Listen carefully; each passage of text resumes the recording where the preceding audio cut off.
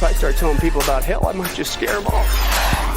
Where are you going to scare them off to? Hell number 2? Or are you just going to sit there and let them burn? Hey, it's Chris from Don't Let Them Burn. Welcome to the program.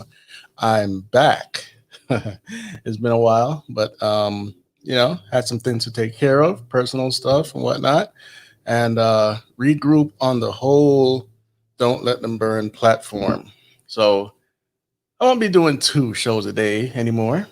I have other projects that I'm working on that I'm going to bring to you, and I think by the time you hear what they are, you'll be a little excited. I'm still going to do my documentary, but it's going to be a longer process. Let's put it that way. And some of you guys have actually helped me out with getting the camera and stuff. So I want to thank you guys. And we got a couple other equipment as well. So, but tonight we want to talk about the documentaries that I recommend. Before that, don't forget you can find this on dontletthemburn.com, Facebook, Twitter, and other platforms, BitChute, Rumble, and just search for us and you'll find us. If you have a question, write me at my website, dontletthemburn.com. I don't use Gmail. I get a lot of requests through Gmail. I don't use it for many reasons. If you don't get this message, or if you do get this message, write me through my website. Okay. Also, get to us on Teespring for the t-shirts. This is one of the new ones called God Save America. Right.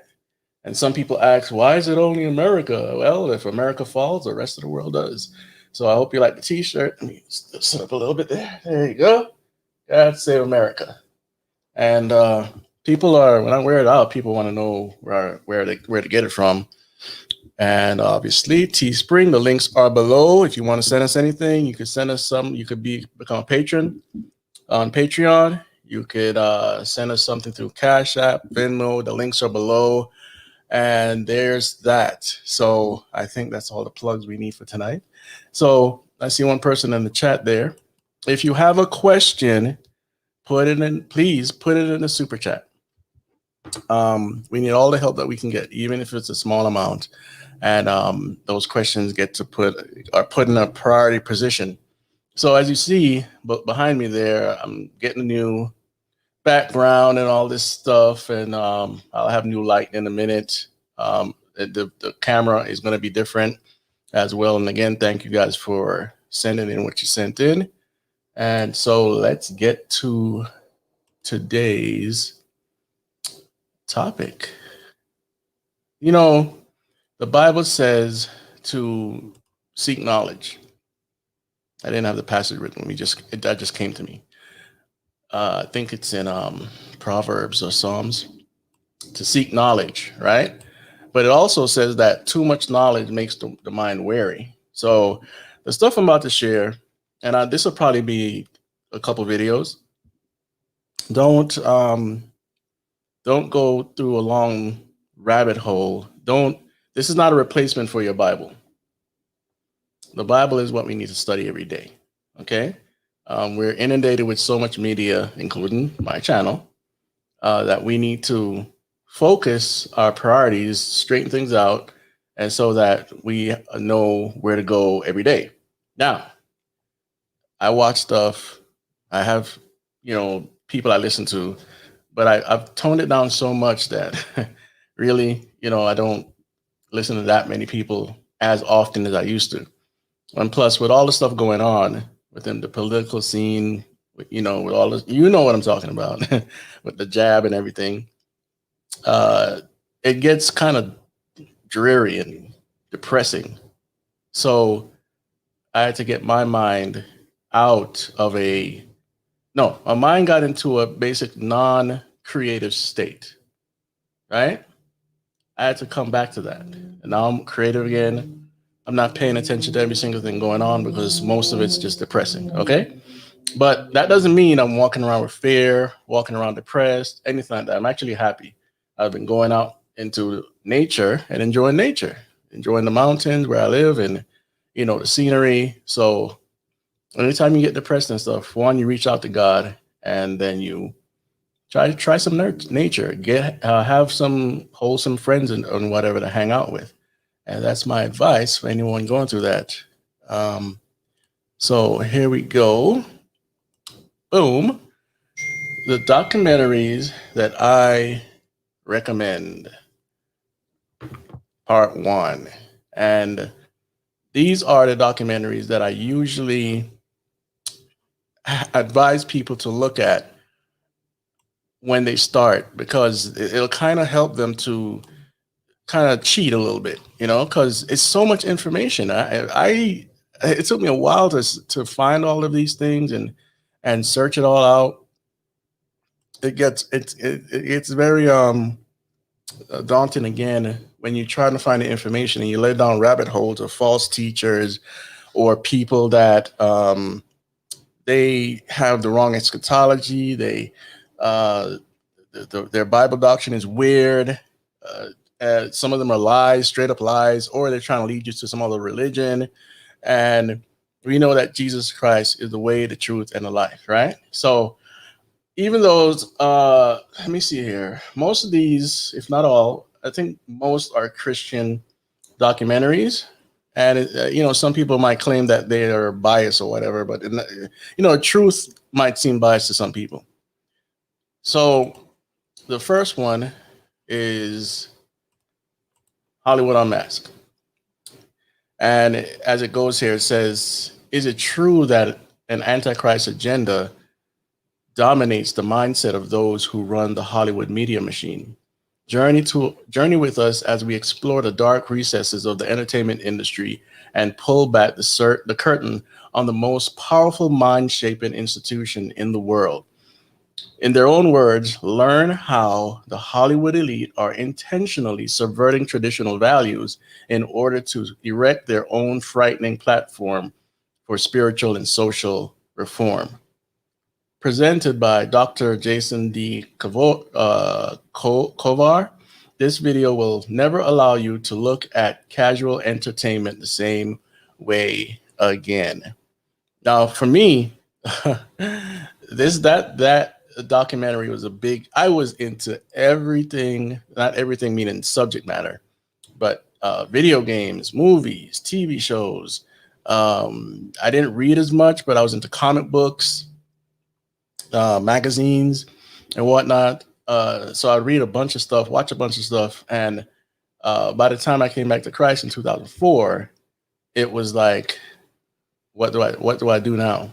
I was watching movies still, but I wanted to search out the truth, see what was going on in Hollywood. I already knew Hollywood was kind of corrupt or whatnot, but I didn't have like concrete stuff, words from their mouths or whatever. I would see the narratives and stuff like that. And so this first documentary here really helped me to understand a lot. Okay.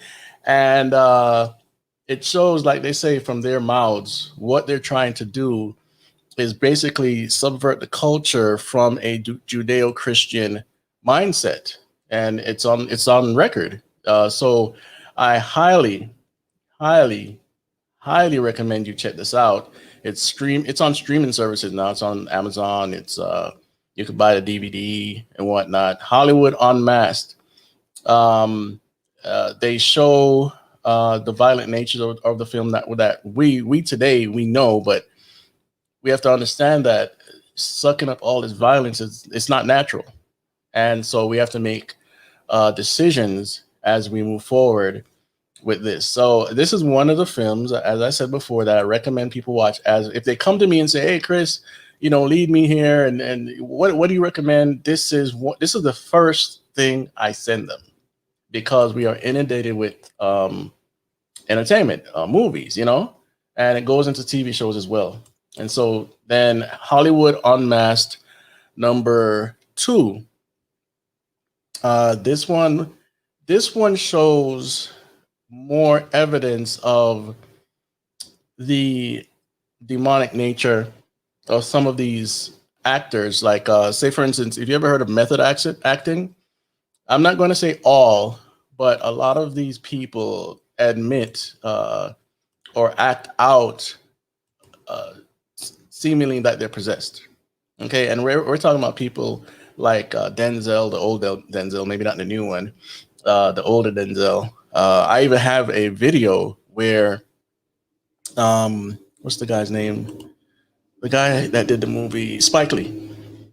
He did an interview on some show, and I have the DB here, no, not sorry, the video here, where he's basically saying he didn't come out and say possessed, but he basically said it wasn't Denzel acting, with something else. So this video right here shows some of this of like again from the people's mouths. The reason why I'm not going to show you any clips is because the obvious YouTube algorithms, and I don't want to strike. 5 months ago I got a strike, and not for that either, just for saying something on a live stream. So anyway, that's Hollywood Unmasked #2. Don't watch #1 and don't watch #2. Meaning, sorry, if you watch #1, don't neglect #2. #2 is just as important, and you can go online, read reviews. Some people are going to be complaining because they're not Christians, or you're messing with their entertainment, but that's what I do, so guess what? So anyway, that's Hollywood Unmasked #2. And then we have this one. The one I'm recommending for you guys is the 10-hour version. Now you can go to Good Fight Ministries YouTube channel and find a lot of recent stuff that they did and other excerpts from this documentary. But if you don't see the whole documentary, you're missing out on a ton of information, stuff on Elvis, Eminem, AC/DC, the usual suspects, right? And up there in the artwork, you see Eminem there, you see Jimi Hendrix, Britney Spears, Elvis again, and Madonna. A lot of these people are through their own words, by the way. Again, through their own words. In the synopsis, it says, "Is it true that Satan is the master musician working behind the popular music scene and influence our youth? Fasten your seatbelts as you go on an eye-popping ride upon the roller coaster of rock and find out how rock's most popular artists have sold their souls for rock and roll." In this mind-blowing expose, Pastor Joe Schimmel reveals just how Satan has been effectively using popular music to undermine God's plan for the family, and ultimately heralding the coming of the Antichrist and his kingdom on earth. It's time to remove the blinders, guard yourself and those you love from one of Satan's most powerful tools. This film is a best of condensed version of the full 10-hour version. The purchase for full 10-hour, blah, blah, blah, right? So it's by Good Fight Ministries. Now, I don't agree with, I'm not even showing you guys, am I? I don't agree necessarily with all of the doctrines of Joe Schimmel. I'm a pre-tribber. He's a post-tribber. He believes that you can lose your salvation. I don't. But regardless of that, there's a lot of truth in the documentary, and you want to check it out. Don't neglect it. It's one of the best out there, with words from the people, okay, from their own mouths, what they do, why they did it, and such and such, right? I've watched it maybe 2 or 3 times since I've found it back in the mid 2000s, and it's so much information in all of these documentaries that when you watch it for the first time and you grow spiritually and biblically, you start to gain stuff that you didn't have when you first watched the documentary. So when you go back, it's like, oh, I didn't even see that before. I didn't see that part, I didn't understand that. Oh, now I get it. Now I get it. Now I get it. All right. So this is definitely one of the ones you want to check out. So that's first Hollywood Unmasked, then Hollywood Unmasked #2, and they sold their souls for rock and roll. All right. The next one, number 5. Number 4. Sorry, is Hollywood's War on God. This is by Pastor Joe Schimmel as well. Okay, so this one basically, well, let me read the synopsis first. Hollywood's War on God is a mind-blowing, eye-popping documentary that reveals how satanic forces are using Hollywood's most memorable movies and most popular actors to propagate an ancient lie in fulfillment of biblical prophecy. Learn how these movies are initiating the masses into a Gnostic worldview that will culminate in a strong delusion as the world joins Satan and the final Antichrist in their war on God. Such titles like Ron Howard's and Tom Hanks' The Da Vinci Code, Keanu Reeves' The Matrix, and Constantine, Brad Pitt's Fight Club, Jim Carrey's Truman Show, Tobey Maguire's Pleasantville, Arnold Schwarzenegger's Total Recall, Johnny Depp's From Hell, Sean Connery's League of Extraordinary Gentlemen, J.K. Rowling's Harry Potter, Harrison Ford's Blade Runner, Tom Cruise's Vanilla Sky, Eyes Wide Shut, and Minority Report, and many others. So I have to give full credit because sometimes I talk about this stuff on the channel, but some of you guys ask where I get this information from.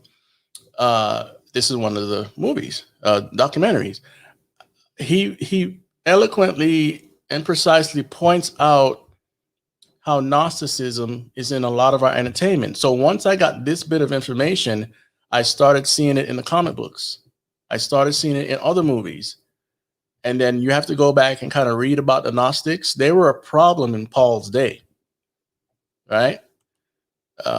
Some of the New Testament scriptures are talking about the Gnostics. They were a problem. And they're sort of like the Kabbalists, you know, God is evil and Lucifer is good, so something like that. You want to read up on the Gnostics. Once you understand what they believe, like say in there, he points out the movie Transformers, the first one, and at that time, I wasn't feeling it. I was like, come on, man, really Transformers? But now I understand more, especially with the Kabbalah. And I'm like, hey, he was right. He was right. Now, the original intent of Transformers wasn't that it was the original creators are in Japan. I don't know their mindset. I don't know nothing about them, but it was purchased by an American company and then made into a cartoon. And then we had Transformers, the movie, way back in the 80s. And from there, they had other iterations. So I haven't gone back to look if there's a Gnostic tone there. I think that's new. And I might be wrong, but I remember watching all this stuff, and I even went on a binge of YouTube Transformers Generation 1 cartoons. I didn't see it. But the new iteration was totally Gnostic. And you have to understand how they cleverly switch up the narrative.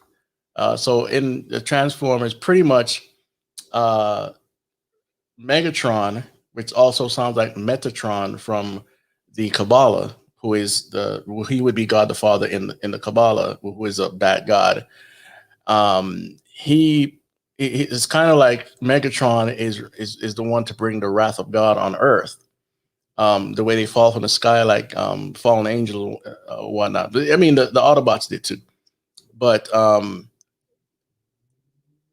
Optimus Prime would be the savior of mankind, but in a Gnostic twist, he would be Lucifer. Megatron would be God. And so if you take it in that context, then God got defeated by the end of Transformers, the first movie. That's just something to think about. You don't have to believe me. You don't have to take it as gospel. But I do urge you to read about the Gnostics, there's a book, Kabbalah Secrets That Every Christian Needs to Know, something like that. You might want to check that book out. It has some amazing things in it, like, say, for instance, artificial intelligence. Oh, you know how Thor has in the movie Thor in the Norse mythology, they have the 9 realms. It's in the Kabbalah too. So you want to, you have to read some books, man. Read books, watch some documentaries, but don't let your brain get put in a blender. Okay. So you don't want to confuse yourself. But like I said, this stuff does not replace the Bible. It does not replace the Bible. You have to have a strong foundation on the Bible and also keep things in their proper context. All right, so that's Hollywood's War on God, right? And next, this one, oh my goodness, this turned my world upside down. This is called Gods of the New Age. The artwork is obviously not very impressive, but the information in this documentary is world class. All right. You can find this online on YouTube, some places, some places you find it in segments, but you'll find it full documentary. Or you can support the ministry. Carol Matriciana, she's passed, but they're still producing the DVDs and everything like that. She also has another one called Yoga Uncoiled. I'll cover some of those in another episode. So Gods of the New Age, as it says here, with explosive facts, it explains why 60 million Americans have been led to Eastern mysticism, embrace that smothers, exchanging the certain hope of salvation for the hopeless cycle of reincarnation. Gods of the New Age reveals why thousands of churchgoers have begun to believe the lies first told by the serpent in the Garden of Eden. Why yoga, meditation, physical therapy, and self-help are turning millions to a pagan worldview. How the West is being intentionally evangelized by Eastern mystics and New Age visionaries. This film explores the eerie world of egomaniacal gurus and their Western counterparts, New Agers. In a series of exclusive candid interviews, we share the thoughts of master and witness the blind devotion of mindless obedience of disciple, right? A disciple, everyone, is a disciplined learner, okay?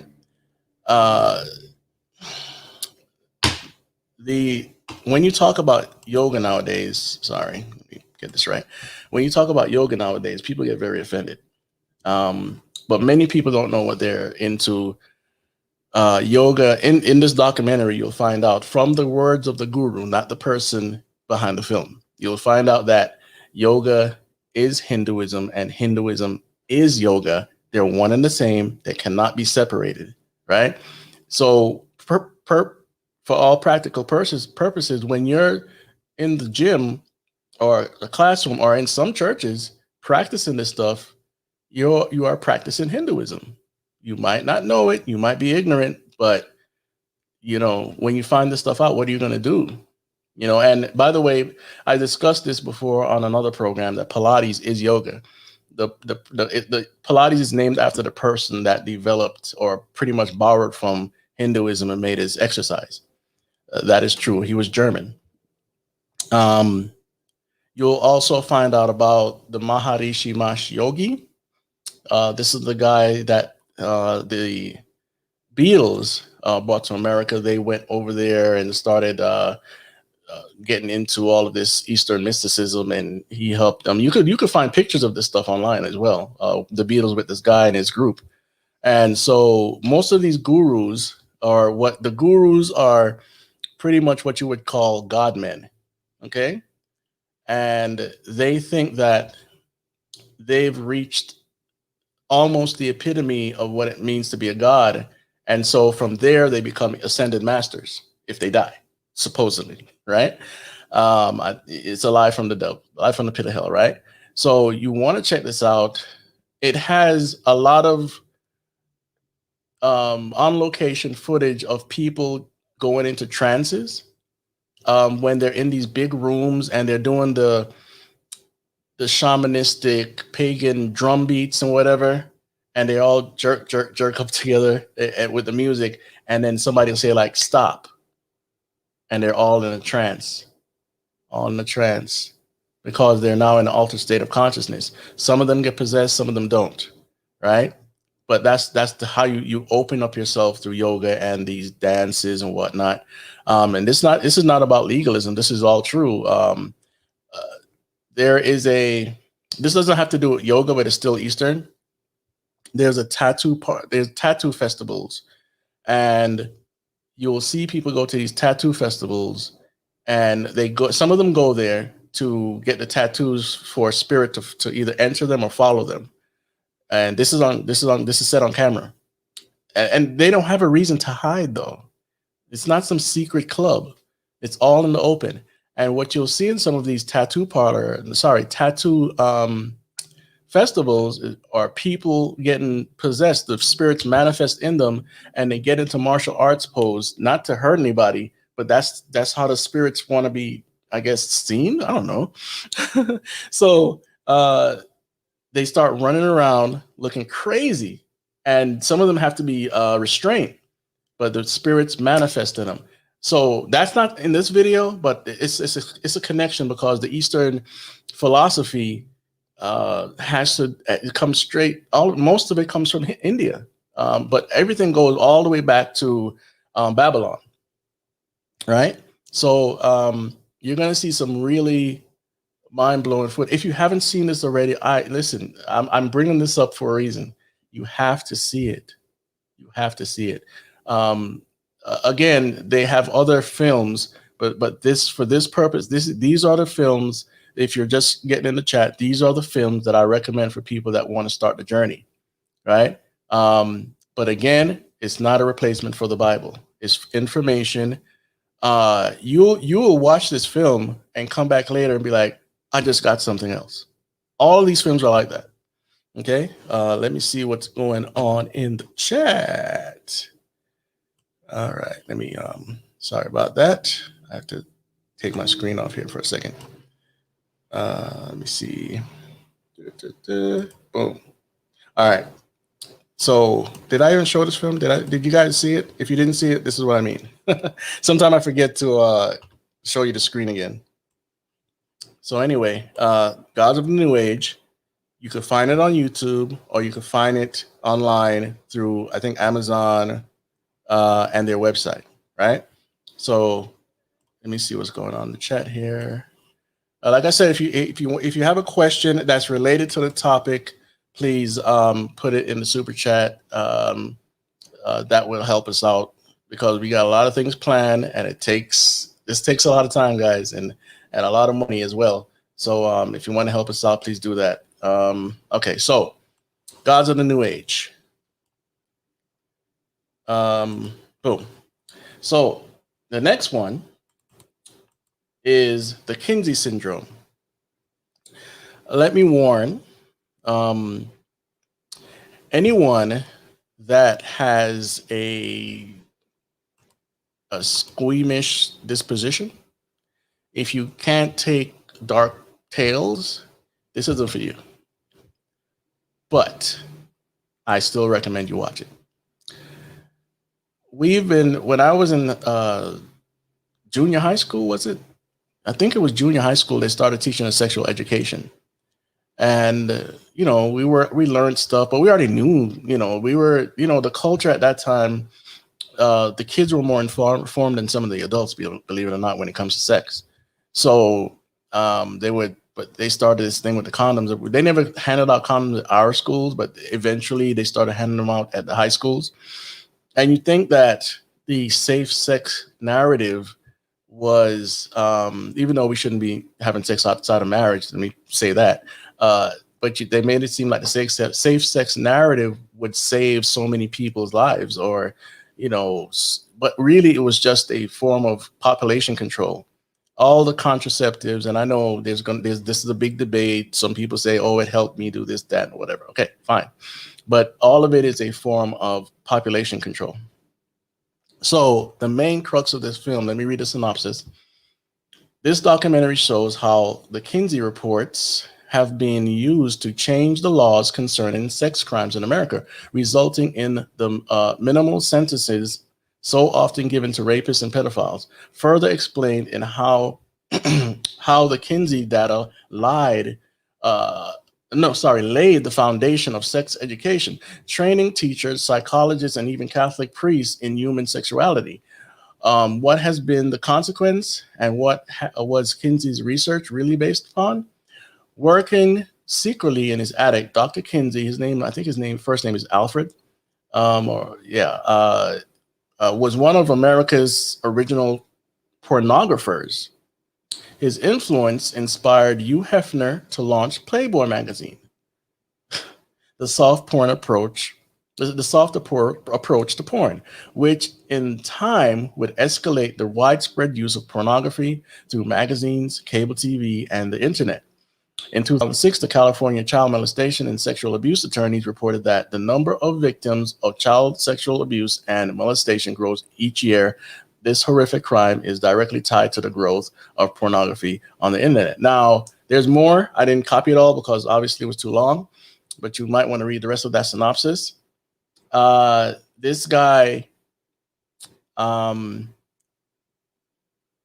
he used children, let's put it that way, for the experiments. And it gets very dark, but you'll also see connections to Aleister Crowley. Obviously, they just said there's a connection to the porn industry. And so many people are addicted to this stuff. I used to be one. You have many churchgoers, men and women, addicted to this stuff. But it's also he laid the foundation for our sexual education in America. You know, people in Europe talk about this all the time, but we don't. Why? Is it a cover-up? I don't know. But you want to watch this documentary. You could also find this on YouTube. You could find it on, I believe, Amazon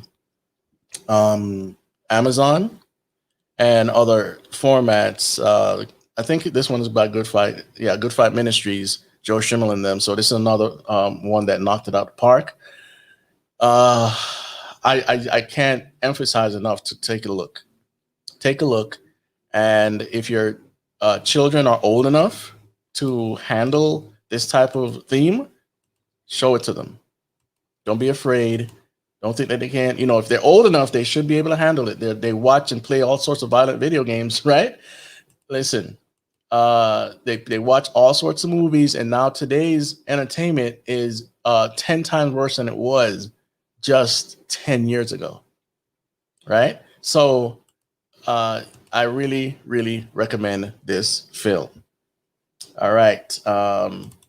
The next one is Mafa 21. Sorry, I pronounced it that. Mafa 21.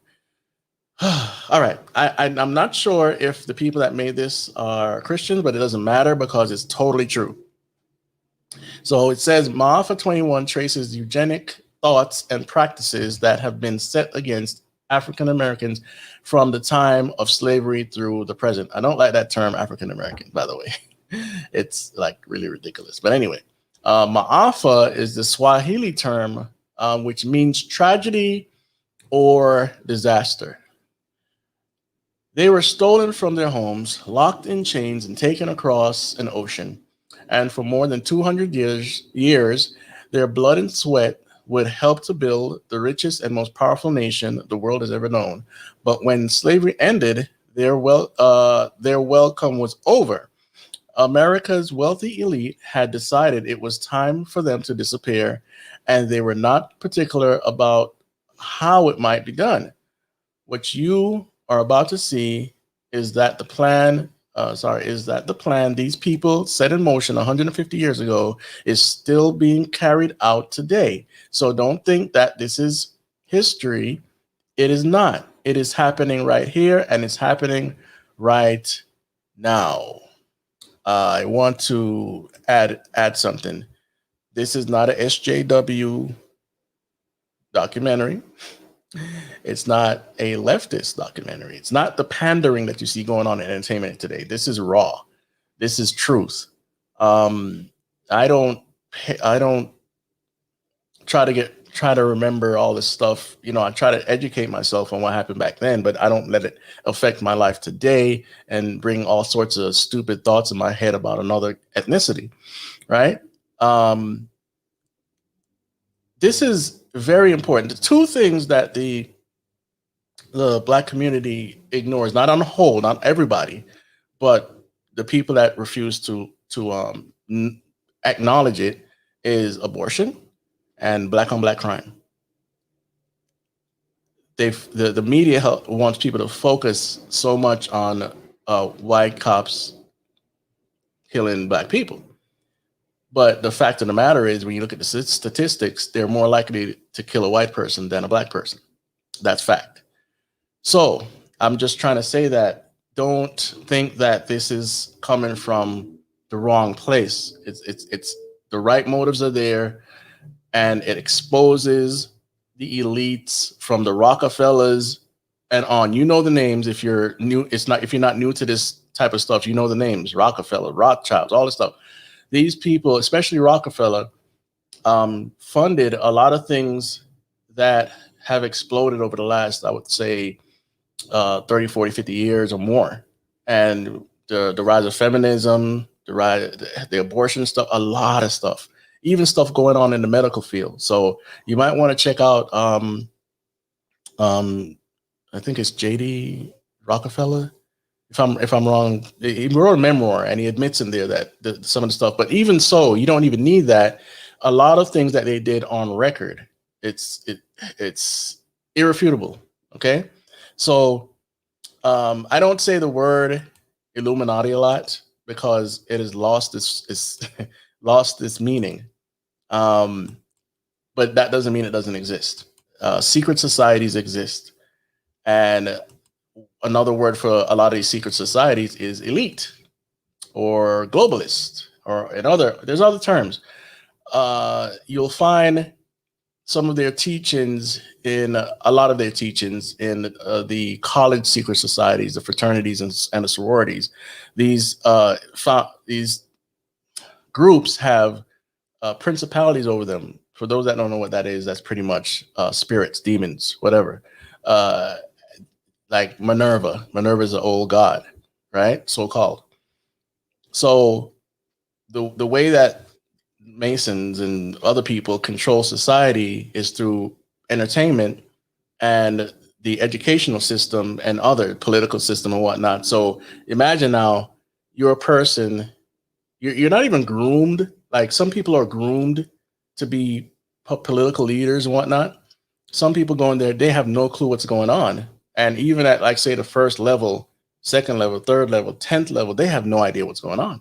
But once they get up higher, it's all exposed. So you have lawyers, doctors, political leaders, and others that are graduating from these colleges that are involved in the elite system. It's not that every single billionaire is a part of this thing or millionaire or whatever. It's not that. I don't like to blanket groups. But the people that know are usually far less than the people that don't. Okay? So this movie exposes the abortion industry. It talks about Margaret Sanger. If you don't know who that is, that's one of the people that started something called the Negro Project. That's what Planned Parenthood first name was. The Negro Project, and there was another name as well. And so I don't know the professional term for this, but I talk about it a lot, where they'll use a term that you can't argue against. Planned Parenthood. Nothing wrong with that term, right? But you have to know the meaning behind it and where it came from. Margaret Sanger was a Satanist and a feminist and all this other stuff, right? And they're male feminists, female feminists, and whatever else, Satanists or whatever. And this stuff documents all of these atrocities so well. In fact, Hitler got his eugenics program from us, not the other way around. So you want to dig. History tells a lot of stories, but you got to be careful who you're reading the history from, because there are a lot of historical revisionists these days, and so you have to be very careful. So that's Mafa 21. I watched this a few years back, and I've been trying to promote it ever since. There are other good documentaries on abortion. We'll talk about those in another show. Again, if you're just listening, these are the movies I usually first recommend to people if they ask. Okay? So that's Mafa 21. Let's see here. Boom. Now we have It's not going. All right, there we go. This one. Oh. This series right here is one of the best. The only issue that I have with Chris J. Pinto, I don't necessarily, my eschatology views are not necessarily totally aligning, but it doesn't matter if you are already on the right train, let's put it that way, you will get a lot from this documentary regardless. Okay. So this one is called Megiddo, the March to Armageddon. Basically what he's saying is okay, let me read it first. Megiddo, the March to Armageddon, explores Bible prophecy concerning the last days kingdom of Antichrist, tracking the history of the world, the New World Order, from the pages of scripture through the global revolution that is sweeping the world.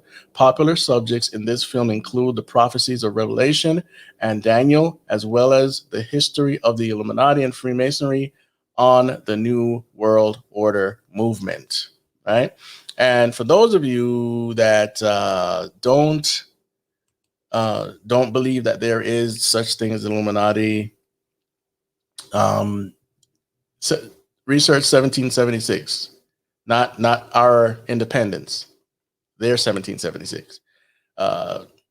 Bavaria, the Bavarian Illuminati. It's documented. It's historical fact. They exist. Do they still exist? That's debatable. I think they do. At least in their ideology, right?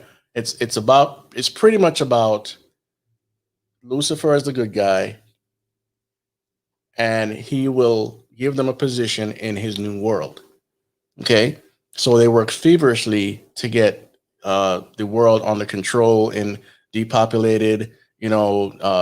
Technocracy is a part of that, even though I don't think technocracy is not a part of this documentary.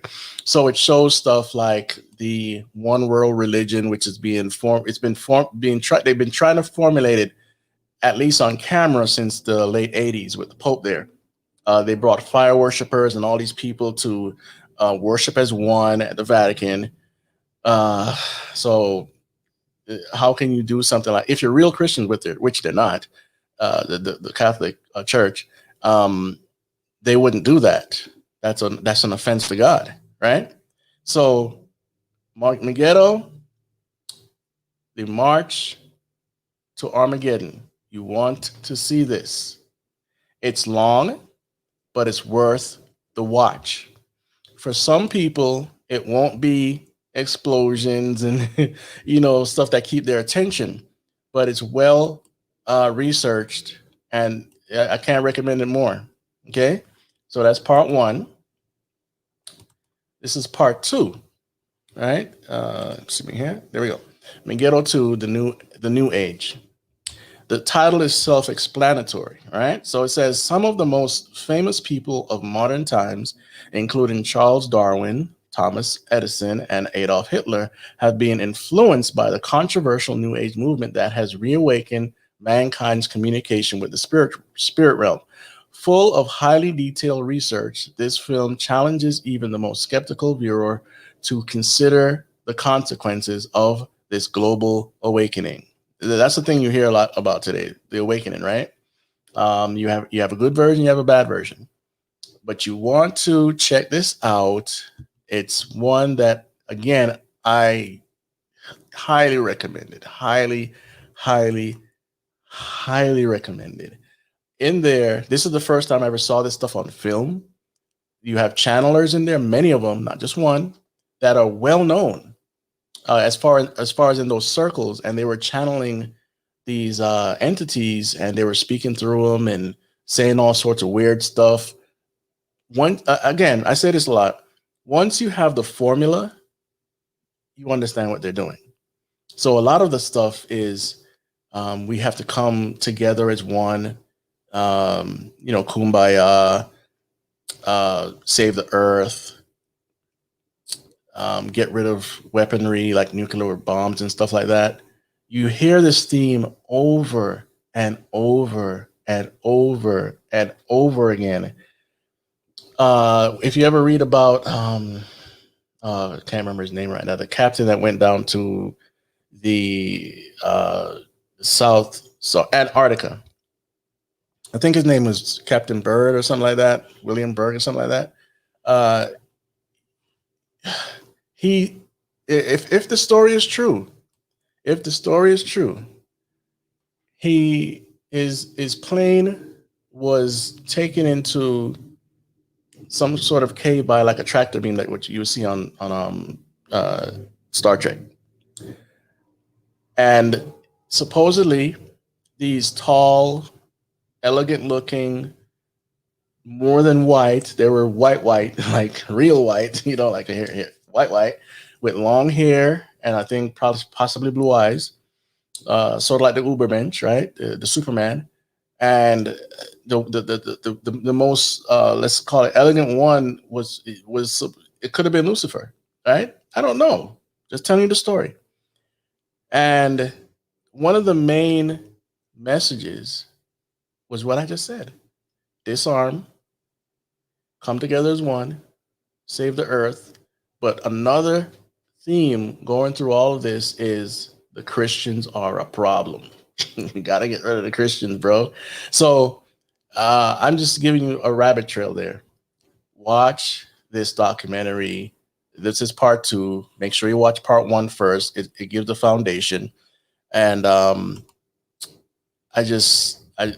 listen, I'm telling you, the stuff in this film is, if you haven't seen stuff like this before, it's mind blowing that these people are actually doing this stuff.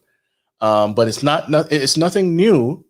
It's nothing new at all. It's just old fashioned paganism as contacting spirits. There was the Oracle of Delphi in the New Testament. It was a real thing. The woman would sit on this, let's just call it a chair or whatever, and these vapors would come up from under her. And what they would do was put her in a trance state. You ever heard of transcendental meditation? Something like that. It put her in a trance state, and the spirit would come in, and people would ask her questions. And that's why she's the oracle. She would orate the future or whatever to these people. And that was a big thing in Greece. I think Paul talked about it.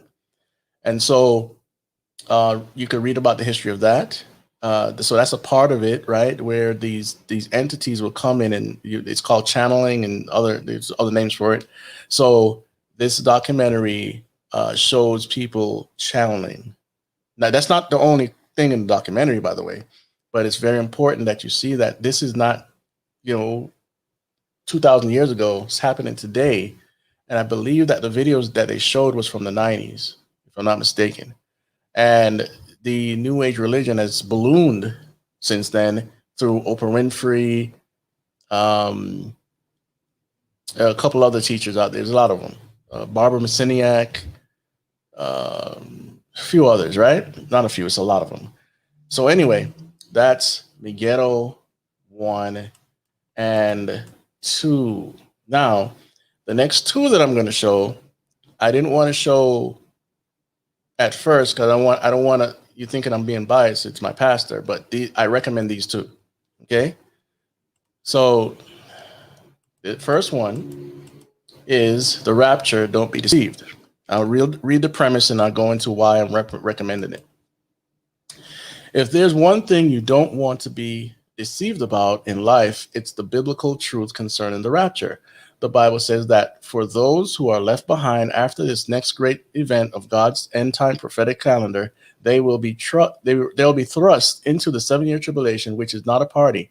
Rather, it's an outpouring of God's wrath upon this wicked and rebellious planet, which will soon turn into mankind's greatest nightmare. Unfortunately, there seems to be a multitude of opinions out there concerning the purpose and timing of the rapture, which is starting to cause a lot of unnecessary confusion and division. Therefore, the rapture, don't be deceived, takes a detective's approach toward the biblical teaching of the rapture and examines the many scriptural facts surrounding it. So why do I recommend this so highly? Well, I'll just give you a short story. So when I first came to where we are here, I already had a preacher position, but when you get into listening to so many people, say, I'll name some names. I'm not, say anything bad about them. Say like Steve Quayle or some other teachers. You start to get this post-trib position, and it sounds like it should be correct, but it's not. So pretty much, I started asking questions about this stuff. I wanted to know why I believe what I believe, because I didn't have all the scriptures down in my head. And how can I prove that the preacher position is right? And I spoke to Pastor about it, and I don't know if there were other inquiries or not. So a little bit after that, he made a documentary and the book. And let me tell you something: if you ever wanted to know where all of these positions came from, this is it. The post-trib, but the mid-trib, the pre-wrath, and the pre-trib. The early church. Just give you a little breakdown a little bit. There's a ton of information in here. The pre-trib was always believed by the early church fathers, up to a certain point where like the Catholic stuff started coming in through Latin Vulgate and whatever. The post-trib started around the late 1800s, somewhere around there. And the guy didn't like the preacher position. The post-trib, none of these other positions existed before that, right? And so he didn't like the preacher position. So he took some Bible verses out of context, and then he published whatever he published, and that's how that started. So that's 1800s, right? And then by the 1900s, here comes the mid-trib, and it was the same thing. They didn't like the preacher position, and they started taking stuff out of context and publishing their finds, right? And the stuff about the girl doing her utterance, that wasn't a pre-trib utterance. It was a post-trib utterance. The girl from, I think, Scotland or something like that, or Ireland. The pre-wrath came out around the same time. Okay, so pre-wrath is closer to the mid-trib position, but what they say is God's wrath doesn't pour out at the beginning of the 7-year tribulation. Well, that's not true. When you go and read the book of Revelation, I think starting around chapter 4, 5, or 6, you start to see God's wrath pouring out immediately, not a month or 2 years or anything after the rapture. That must be understood. And that's going to bring me to the next documentary. So if you really want a sound, honest, biblical teaching on it, you still get to make up your mind. He doesn't tell you what to believe. Check out this documentary. It will help to sharpen your mind biblically and historically about this stuff. And it wasn't Darby that started the pre-trib position either. There's a lot of lies out there, but most people won't research it, so that's why it continues to get perpetrated out there, along with the lie that you could lose your salvation. I know I might have offended some people right now. I don't know, but that's another topic for another time. So going from that, we have what's called the seals. A panoramic view of the first half of the 7-year tribulation. So the synopsis is, what will it be like for those left behind after the rapture of the church? What honors await the planet when the prophesied 7-year tribulation begins in all its detail? Do Christians need to be concerned about the 7-year tribulation? Is it too late for people to turn to the Messiah? Will there be any way out of this horrible time frame when God pours out his unimagined wrath? How will the Antichrist deceive so many people and take over the world? Are there any signs that this period described by Jesus as the worst time in the history of mankind is actually fast approaching? All these questions and much, much more will be answered in this DVD set, The Seals, a panoramic view of the first half of the 7-year tribulation. All right, I know that title is a whole mouthful. Oh, by the way, I did the artwork for this one and the Rapture. So, I got some skills, I guess, Let's see. So As it described there, as it's described, this is a long one, and it answers a whole lot of questions, like what I just said, that God's wrath isn't going to wait till a certain period in the 7-year tribulation for it to get poured out. This is not new information. It's just people are not talking about it that much. A lot of pastors don't even talk about the mark of the beast anymore. But now that COVID, people want to talk about that, right? Study this thing. If you ever read the book of Revelation for yourself, just kind of run it through. It's actually broken up into, I think, about 1, 2, 3 parts. It's kind of like Genesis. Not Genesis, but the creation story. You have the 6th day, 7th day, then you have, it is pretty much the overview, and you hear about Adam and Eve, and then all of a sudden it goes back to the garden, and you're like, oh, what did God do? Create Adam outside the garden and place him in there? And it explains itself, but sometimes we read so fast we don't get all the fine details. So the second part of the creation story is you're on the ground now. You're not a bird's eye view anymore. So Revelation is kind of like that, where you hear about all of this stuff, and you hear about the mark and this and the force of it, and all of a sudden, later on, you see in Revelation 13 is talking about the same thing, but in a more precise context. We have to take it like that because that's how it's laid out by God. So once we just read and we start to have all these imaginations in our head about what's actually happening there. I read the book of Revelation many times, listening to it many times in the audio Bible, and certain things I didn't get until I went to Bible college or until I read it slower, right? I've asked this question before. Who is the one that initiates the mark of the beast? Most people are going to say the Antichrist. Wrong. Read Revelation 13. It's right there in plain day. I used to think it was the Antichrist because most people are, oh, well, it's 666, the mark of the beast, man, the Antichrist, da da da da. So you have this vision, this imagination that he's the one putting it out, but it's there to honor him, but he's not the one putting it out. Read Revelation 13, and you will see there is a false trinity, of trifecta. You have the Antichrist, which is the first beast. You have the false prophet, which is the second beast, and you have Satan, who comes to indwell the Antichrist. So that's the false trinity there. But even in that, Revelation talks about 3 foul spirits that comes out of those.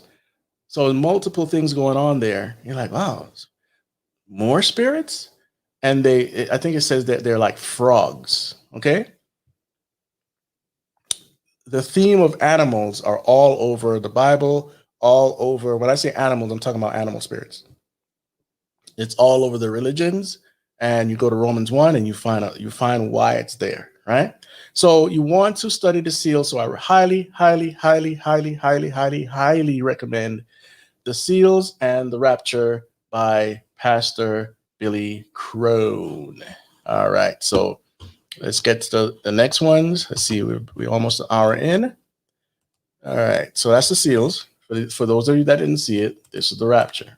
Okay, and so the next one is Hell's Bells of Rock and Roll. Now, earlier, if you just got in, I mentioned this one up here. They sold their souls for rock and roll. This is 10 hours long. You can get the 3-hour, 6-hour version, but I recommend a 10-hour version. So the question might be, Chris, we've already seen this. Why do I have to go and look at another documentary about rock and roll? Well, my answer is this. If you are taking this research seriously, one man cannot touch all the subjects. One man, even though, I'll put it like this. When a pastor is preparing a sermon, he goes through hours and hours and hours of research. And he might have 15, 20, 30 pages of information to dispersed to the congregation, you get 10% of that. 10%. So another person to come by and talk about the same topic as a sermon, and you're like, wait a minute, why wasn't that in the other sermon? You know, we all find little nuggets, and these nuggets help us to understand more about what's going on. If the person isn't being disingenuous, Hell's Bell is good. It's really good. Their soul for rock and roll is it has an edge on it, but this one is very good. And you use your discernment to figure out what you think is true or false. Okay. Now these rock and roll documentaries aren't legalistic. They're not trying to tell you what to listen to, what to watch, whatever. But it's just a warning about what these people say with their own mouths.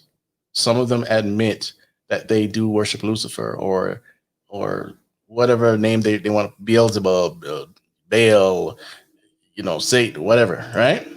And this stuff influences the music. And what some people will say is, well, Chris, they're just using it for scare tactics, or they're just trying to entertain you. Well, the evidence says otherwise. If somebody's purposely doing that, trying to get a shock out of people, well, they're stupid. Sorry, some people don't like that word, but whatever. They're not smart. They're messing with dark forces there will be a consequence. Now, so that's part one. I don't have to say too much about it. You pretty much know what it's about. I'll read the synopsis though. It says this film examines the relationship of rock music to sex, violence, suicide, drug use, rebellion, the occult, and other activities considered immoral by biblical theology. The film portrays various lyrics and visual imagery in rock music and rock stars as evidence that it is satanic and anti-Christian.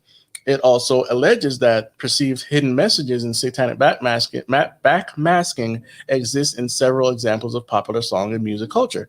The music in the documentary was produced prior to 1990. And, some people might say, well, that's outdated. Well, not really. It's history, right? And the thing, when we don't go into history, we lose a lot of information. So this is part two. And this is the dangers of rock and roll again. Over 3 years in the making, this much anticipated sequel to the original Hell's Bells series weaves together science, satire, testimonies, parables, interviews, expansive research, and vibrant Christian perspective to a video series that is fascinating as it is educational and evangelistic. For more than just a commentary on the dangers of popular music, this 8-part, 6-hour, up-to-the-minute documentary covers the war on the worldviews, the epic struggle between good and evil, sin and redemption for the souls of men, and the destiny of our culture. Now, this one was pretty much eye-opening as well, in a sense. When we're in our 20s and sometimes in our 30s, depending on how much we mature, we know that a lot of this stuff is evil, but we don't really care. We see it as just entertainment. I know a lot of this stuff was bad. I didn't take it as seriously as I do today. I used to listen to everybody. When I say everybody, there's a lot of rap, hip hop, R&B, some rock, reggae, but as I said on another program, when somebody's making this stuff, they're putting in what's in their spirit, in their heart. So we shouldn't be surprised. Some people fake it, like some gangster rappers, but either way, it's putting out a message that leads the culture. All right. So Hell's Bell 2, it covered pop artists like Christina Aguilera. It showed a lot of stuff from people you wouldn't think, Spice Girls and others. So I highly recommend it. They're at the bottom. This one is at the bottom of the list, not because it's worse than anything else. It just ended up at the bottom of the list. So that's the end of the list. I'll go through them again, and maybe we can chat for a little bit more. Like I said, if you want to help out this ministry, put the questions in the super chat, and the question have to actually line up to what we're talking about tonight. So we have Hollywood Unmasked. We have Hollywood Unmasked Part 2. We have Sold Their Souls for Rock and Roll. We have Hollywood's War on God. We have Gods of the New Age. The Kinsey Syndrome. Mafa 21. For those that don't understand what this is about the genocide of the Black community through abortion. Then we have Megiddo, the March to Armageddon. Megiddo 2, the New Age. The Rapture, Don't Be Deceived. The Seals, a panoramic view of the first half of the 7-year tribulation. Then we have Hell's Bells 1 and Hell's Bells 2. So that's my little list for today. I went over some stuff earlier. Guys, if you can't afford some of this, just try to find it on YouTube. And there's other means. I'm not going to tell you all the means because some of them are not necessarily legal. But search it out. Support some of these ministries, buy their films. There are many films that I'm going to bring up that really help to guide you. There's even one that I'll talk about in another show about where the Bible came from and how some people later on, I'm not talking about then, but in our modern lifetime around the early 1900s, tried some things. Okay. And I'll bring up that documentary later. So, if you want to reach me for anything, you can reach me through my website. That's the best place to email me, through my website. I totally forgot. I'm going to start a Telegram group. I have one already, but that's private. And I'll let guys know when it's active, and you can search for it through Telegram. If you don't have a Telegram account, it's a very great app. It's just too addictive. I mean, I have some groups on there like, wow, you watch a certain post, and then all of a sudden you have 5,000 in an hour, and like, oh, I can't keep up with this. And I was very addicted to it, and I had to stop. But I'm still active on there. Okay, so again, if you want to reach me through my website. And dontletthemburn.com, right? And I'll answer. Sometimes it's not right away because I'm busy, and I have a lot of things I have to answer on other places that I communicate on as well. But I will answer. Okay.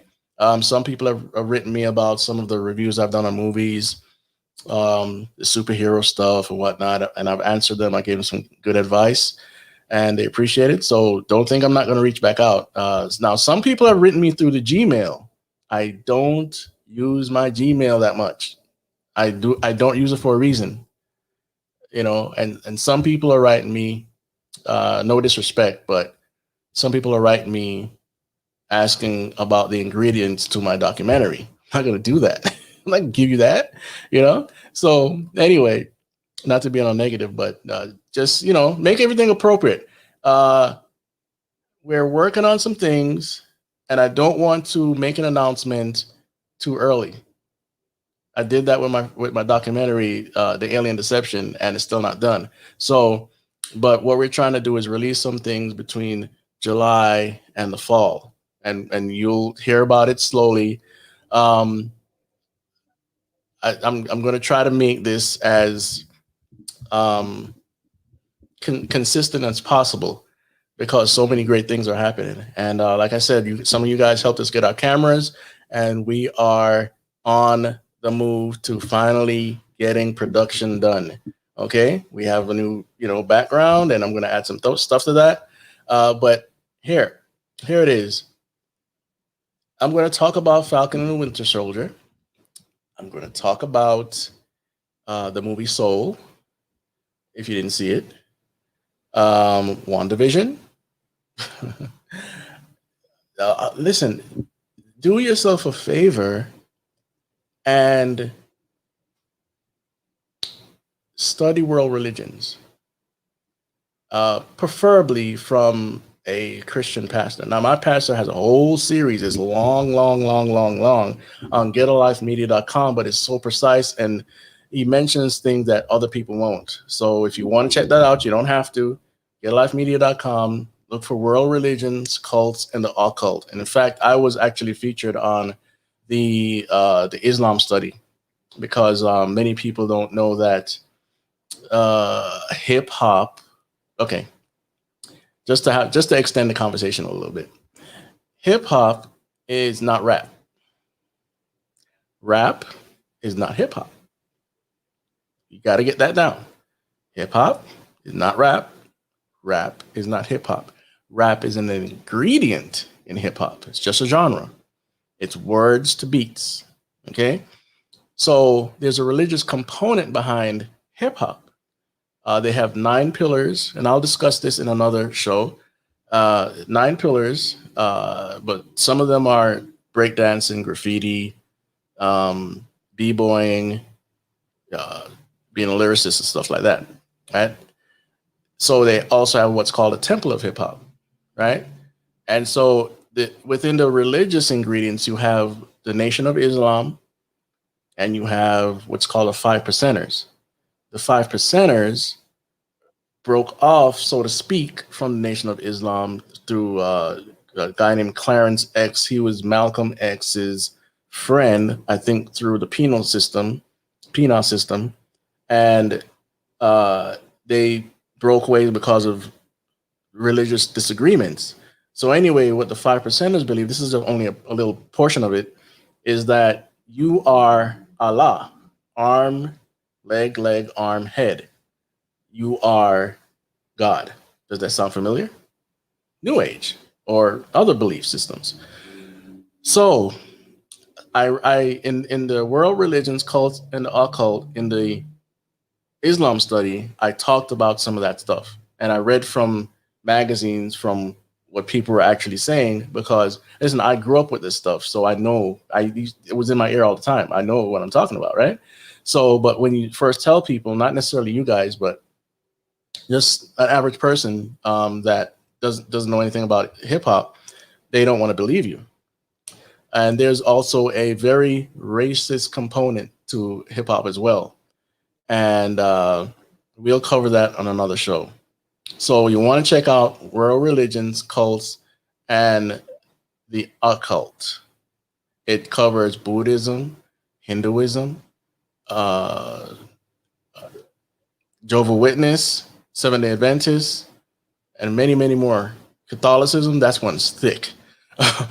So you want to check those out. The reason why I'm saying you need to check out world religions is because once you understand the theology, you get to understand more some of the things I'm talking about. You know, the reason why I can say that there's only 2 religious systems on the planet when we have so many religions is because I studied the world religions, not in the most deepest details, but I got it. It's Bible Christianity and witchcraft.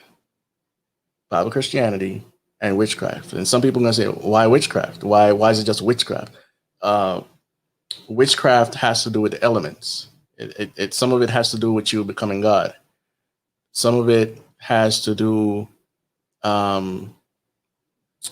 with the worship of the gods or Satan. It depends on where you're going with it, but it all comes back down to the same thing. It's the words, the chemical, the religious aspects of it, the creeds and certain things. They might seem different, and they're all diametrically opposed, but they use the same mixture in the ingredient. You know what I mean? Something like that. It's like all of them are baking a cake, but they might add a cherry or some lime or some licorice in their version of it. So it's Bible Christianity and witchcraft, right? So some of these documentaries that I recommended will have some of that in there, but at that time, mid 2000s, all the way up to like 2013, 14, what I'm telling you now, I didn't understand then because I had to learn world religions, right? And so many people have this purpose to worship something, including themselves or some object, but they don't want to go to the Lord, you know? And Romans 1 explains why. So the wrath of God is coming. You see that in Romans 1, you see it in Colossians 3 and other places in the Bible. And God usually, or the writer, God through the writer usually explains why. And it's sin. To make it very simple for people, it's sin. And so when you start breaking down sin, you start seeing all of these different things, lying and cheating and murdering and whatnot, fornication, but above, a bit beyond those sins, you have abominations. And it's not that abominations are outside of sin. They are sin. They're just greater sins. That's it. Right. And so these documentaries that I'm telling you about highlights a lot of these issues. But, you know, we've been taught pretty much through our modern media system that this spirituality is a fantasy or it's just entertainment. Disney has propagated this for a very long time and other media sources. So when you finally see a person channeling the spirit, you're like, what? Nah, man, nah, this can't be real. But if you study world religions, you would see that it was there the whole time. Let's say, for instance, shamanism.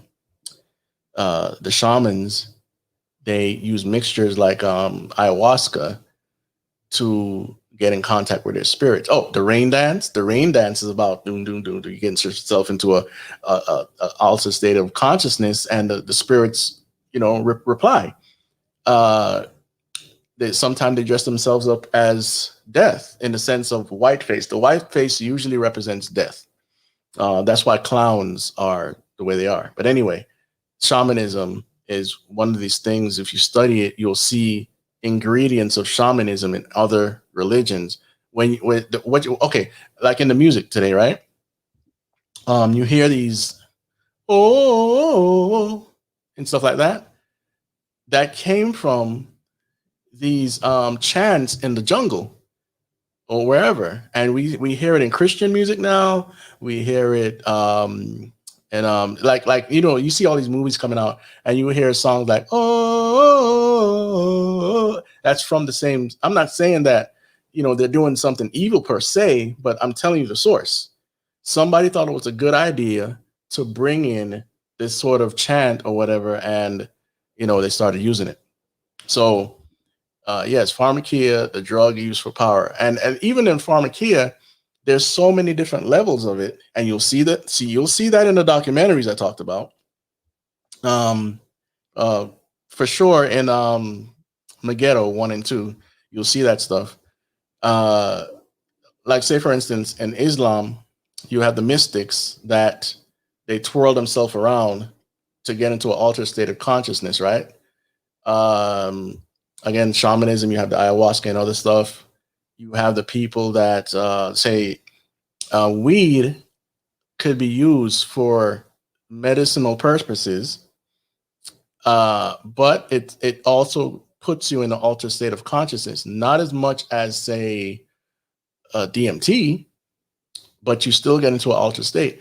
Okay, I mean, when you slow down the rhythm of your heart, that's why some people say you meditate. You meditate, you empty your mind, and then your heartbeat slows down. You get into this state and you start to vision or whatever. But what's going on there is your mind is open, and then something can enter, you know? What else?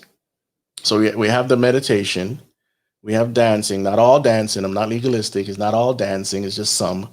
There's actually a if you go to a channel called April and Wayne. Now I don't agree with everything they say, but they have one called Satanic Illuminati Dances. You want to go check that out, man. There was even a part in there where these kids were, I would say most of them are teenagers, were out doing whatever street dance, and somebody got possessed, and they said, "This is what we've been waiting for all night." Stuff like this I've seen. So, and it's not the people that made the documentary that said it; it's the people in the dancing. Okay, so it's not all dances. We're not crazy on this channel. All right. So some dances, drug uses. There are different levels of drug use. Have you ever seen on YouTube? If you want to look, you can look. Some of it's kind of scary. You'll see people on bath salts, Flocka, and whatever, and they're totally gone. They're walking. Some of them are walking around like zombies on the street, by the way, in public. Just some of them walk out in the traffic. Others are in like a little cubby hole on the street corner by a garbage can, and they're just gone. Whatever is natural is gone, and they're in their own mind, and they're shaking and just having whatever nightmare. Others are running and crashing in the cars with their body. All sorts of crazy stuff. Some people are just literally losing their minds, and the cops can't understand what's going on with these people. Other people are, they can't be restrained. There's a few of these online. You can see it, and it's not no fakery. One, the cop said, I think they just brought this guy in, and he started to refuse to cooperate, and it took more than 6 guys, I believe, to restrain him. He was so strong. But the guy was small. He was, whatever was in him, they couldn't restrain it. It's like the person in I think it's Matthew in the Gospels, where he would rip his clothes, and they couldn't restrain him, something like that. So the guy probably had a couple demons in him. So anyway, so you have that. We're talking about altered states here, right? What else? Oh, alcohol could put you in an altered state. Right? It doesn't mean you're going to get possessed, but you can be in an altered state. When you're in a state where you can black out, or you can't think straight, you're already in the altered state. You're already open. I never became an alcoholic, thank God, but I did drink, and so that's I get it. Also these pharmaceutical drugs. The opiates, they not only can open you up, they do open you up. Somebody that I know they had a terrible accident, and they were on, I believe, morphine, and so they were awake, I believe, and there was an apparition. No, let me see. Yes, they were awake. And there was an apparition, because they're open now. They're not in their usual mindset. Saw an apparition going around visiting beds, and then it came to him. And I'll just leave it there, right? It was one of the craziest stories I've ever heard. Another guy that was on acid said, my friend knew a guy that was on acid. And he said that the guy almost killed his brother because his mind was so warped that he saw his brother's face just like deforming right in front of him, like really wacky, like in one of these crazy horror movies. And he almost killed his brother. So he's open, right? Pharmakia is one of the things that won't go away until Christ comes back, because in the 7-year tribulation, if you read Revelation, you will see that they won't want to give up their drug abuse, their fornication, their worship of demons, and other things. Another thing that can open you up, believe it or not, is music, because music enters every. You can't control how it enters, right? It just enters, and it affects every part of the brain. Now, it doesn't mean so for the people that might think this is all crazy, it does not mean if you listen to music, you're going to get possessed. All right. We all listen to music. All right. So, the trance music, some of the hip hop music, some of the rock music can open you up based on the chord that they used, based on what you're doing at the time. Um, some of the dances that they do, like in the trance, obviously trance, you're open, right? And yeah, right. You're right, Gladys. The frequencies. So I'm jotting these things down, or having you jot them down, hopefully, to get you to understand a way, kind of like how I think, and how there's always a pattern in all of these things. So music as well. Um, Sometimes any trauma. I explained this on the show yesterday on another channel, Through the Black. Um, a lot of these superheroes, they use some of the techniques that I've talked about a second ago, where if you watch a lot of these superhero shows, TV shows, or whatnot, you get it. If you don't, then you might not. Some of these guys, it's always, I say some for a reason. Some of these guys, it's always some traumatic thing. They got to get angry. Like, oh, the new Mortal Kombat movie. It was horrible. I was just trying to see what's in it. They had to get this guy angry so that his powers could come out. What they're really saying is, so that I can't remember the word they use, but it's something similar to the chi, right? And one of them was Kano, and we know in the video game he had a laser eye, but in the movie he didn't have no technology to let his eye shoot out a laser beam, and they had to get him so angry, the trauma had to happen so that he could just, and he was like, whoa. And he finally got his power. And other people in the movie as well had to find their power, right? And most of these shows, you'll see, like Black Lightning, the guy's daughter wanted to be a superhero so bad, so she went to go train to do this stuff. So there was this traumatic event in the junkyard, and she found her force power, right? You'll see this. It's also in the New Mutants. It's in X-Men. It's in the Avengers. How there was one, what's it called, The Runaways on Hulu. It's from a comic book. The young lady, I think she was like 14 years old, and she was going on some trauma in the medical room, and then it started happening. Her eyes started glowing, and then she just crushed the table that she was sitting on, and she was like, whoa, you know? So I'm telling you, it's a pattern. The Hulk, you're right, John, the Hulk, same thing. He has to be angry for this demon to manifest. So this is not, is that nothing I'm making up to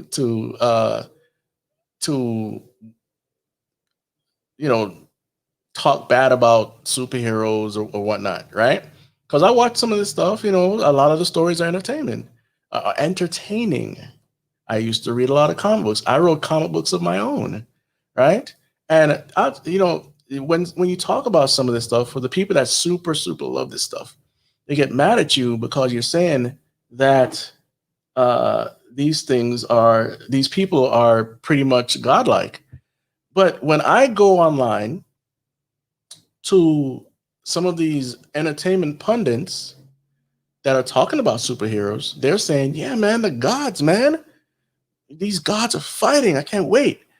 They know it's not something hidden.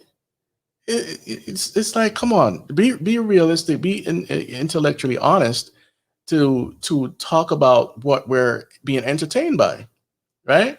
I don't want to go off on the superhero stuff too much because we're talking about altered states or whatnot.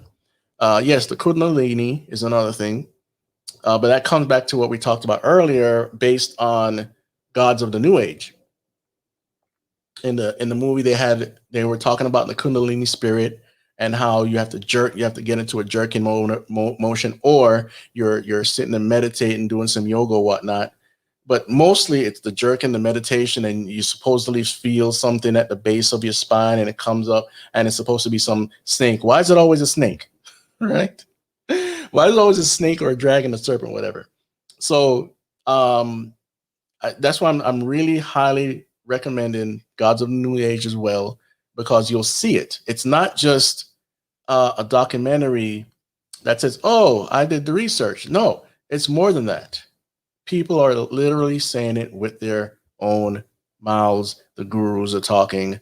And a lot of these, back to the superheroes, a lot of these things are coming from Eastern mysticism. It has boiled over. Not that it wasn't there before, but I'm going to talk about video games. Not that it wasn't there before, but it's getting more evident now. And what people are doing they're mixing Eastern mysticism with science. In fact, when you study some Buddhist thought, you'll see some scientific things in there as well. So anyway, these video games, like say Street Fighter, you had Dal Sim, who was obviously, an Indian, and he would say yoga. Well, I thought back then, because we didn't know better, we thought he was saying yo got flame, yo got fire, and he'd shoot the fire out, right? But learning about all this Hinduism and whatnot, we found out he was saying yoga flame, yoga fire. And I was like, wow. I used to like Dalsim. But when you look at it, he kind of represents one of the deities because he has the death necklace around his neck, and he has, all the little trinkets or whatever. And he's using in Hinduism is, I think it's called a Tao. And you shoot out what in Eastern mysticism, the Orient, whatever, they would call that the chi, right? So when you hear me on these movie reviews and I'm saying, listen, it's the chi, it's the force, it's the yin and the yang, it's the white magic, black magic, right hand path, left hand path, white magic, black magic, and I go on and on and on. I say it a lot for a reason because all of them are the same.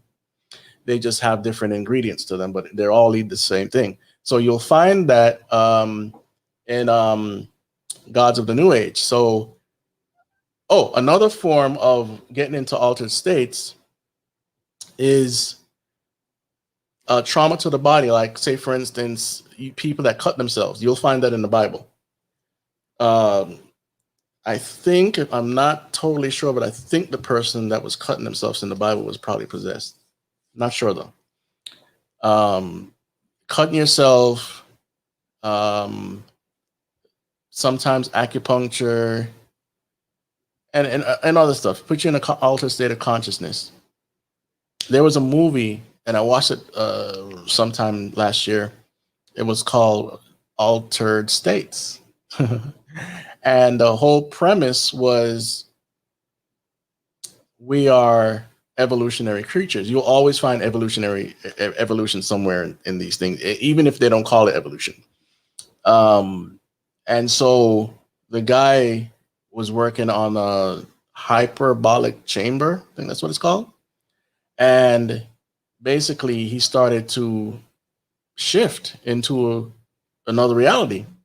And when he comes back, he's like an ape man or something. But he got into an altered state. He went to the shamans to get ayahuasca, and from that point on, his world totally changed. Right? It was the movie's totally satanic. I mean, from the beginning of the film, it was just weird. I was like, what am I watching? So I was doing research for my documentary though. So anyway, so that's that. What I said, hyperbolic time chamber in Dragon Ball Z. Yeah, I never watched Dragon Ball Z. I didn't like it, but that's a good information right there. Oh, the movie Fringe, not movie, TV show Fringe. It had a hyperbolic chamber there too. Is there another name for that? There's another name, isn't there?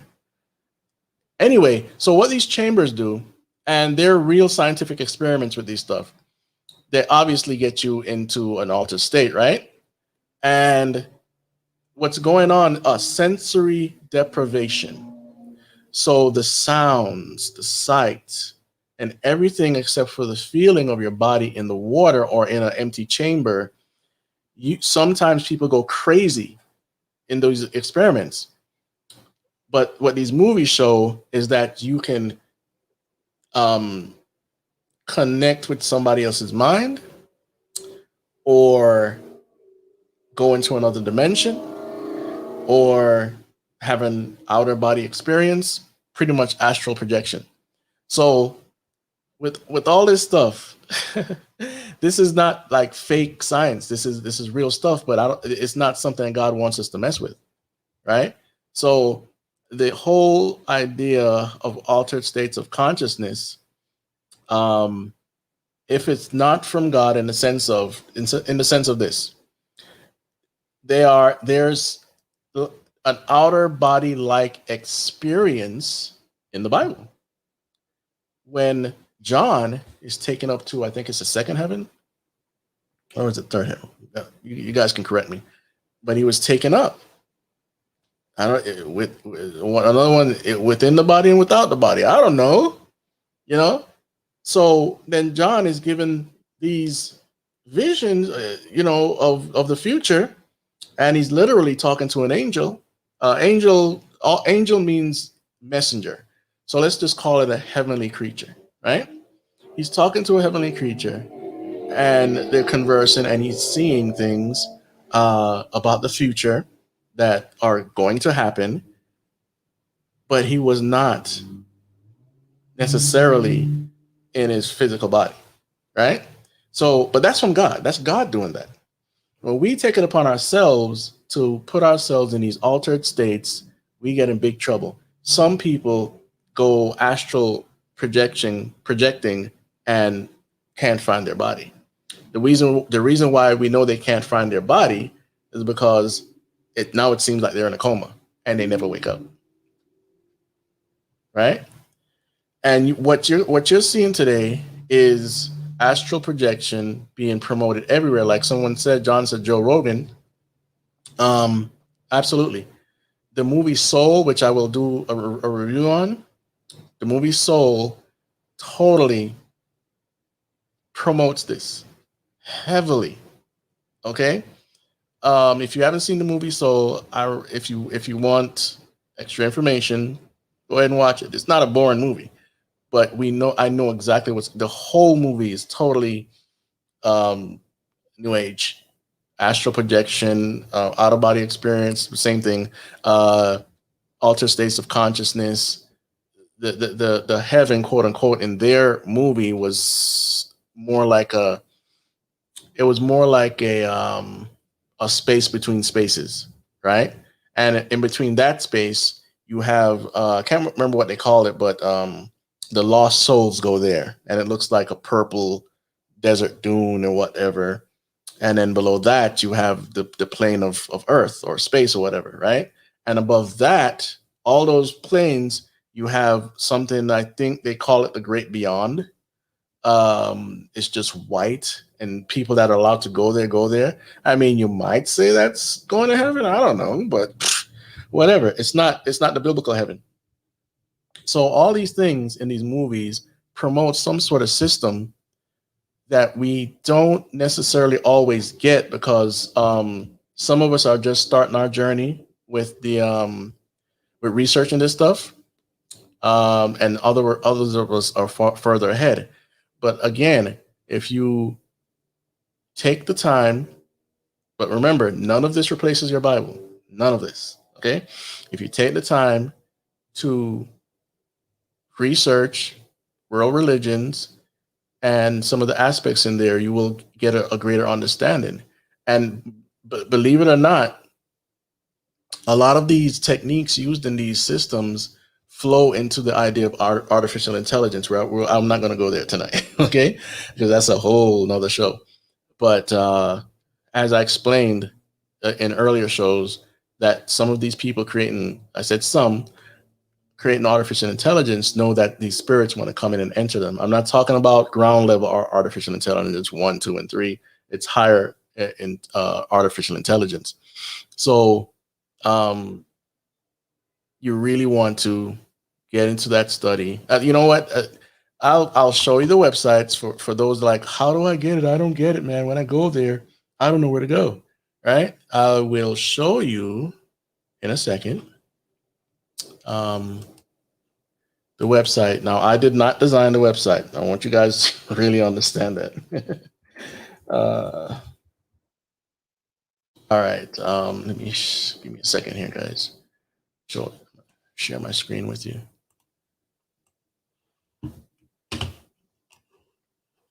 All right. Almost there. Okay. This is Billy Crone's website. I did not design it. Okay. So what you want to do is go here. One of the documentaries that wasn't free before is this one. I'm going to talk about this one on my next documentary series. This one is Attack of the Drones. You want to watch this. You want to watch this. It was done in 2015. Okay. And so you have all the videos here, 14 hours. And it talks about artificial intelligence and the drones. Okay. You want to watch this. Do not neglect this. So let me get on to where I was trying to go before. All right. So you have all these studies here, right? All these studies and a lot of stuff is just great stuff, right? So anyway, you have world religions, occults, world religions, cults, and the occult. And the series is still in progress. You have a workbook and you have a breakdown of all. Now you're seeing this list right here, right? And it seems very simple. I can get through this in a week. No, you can't.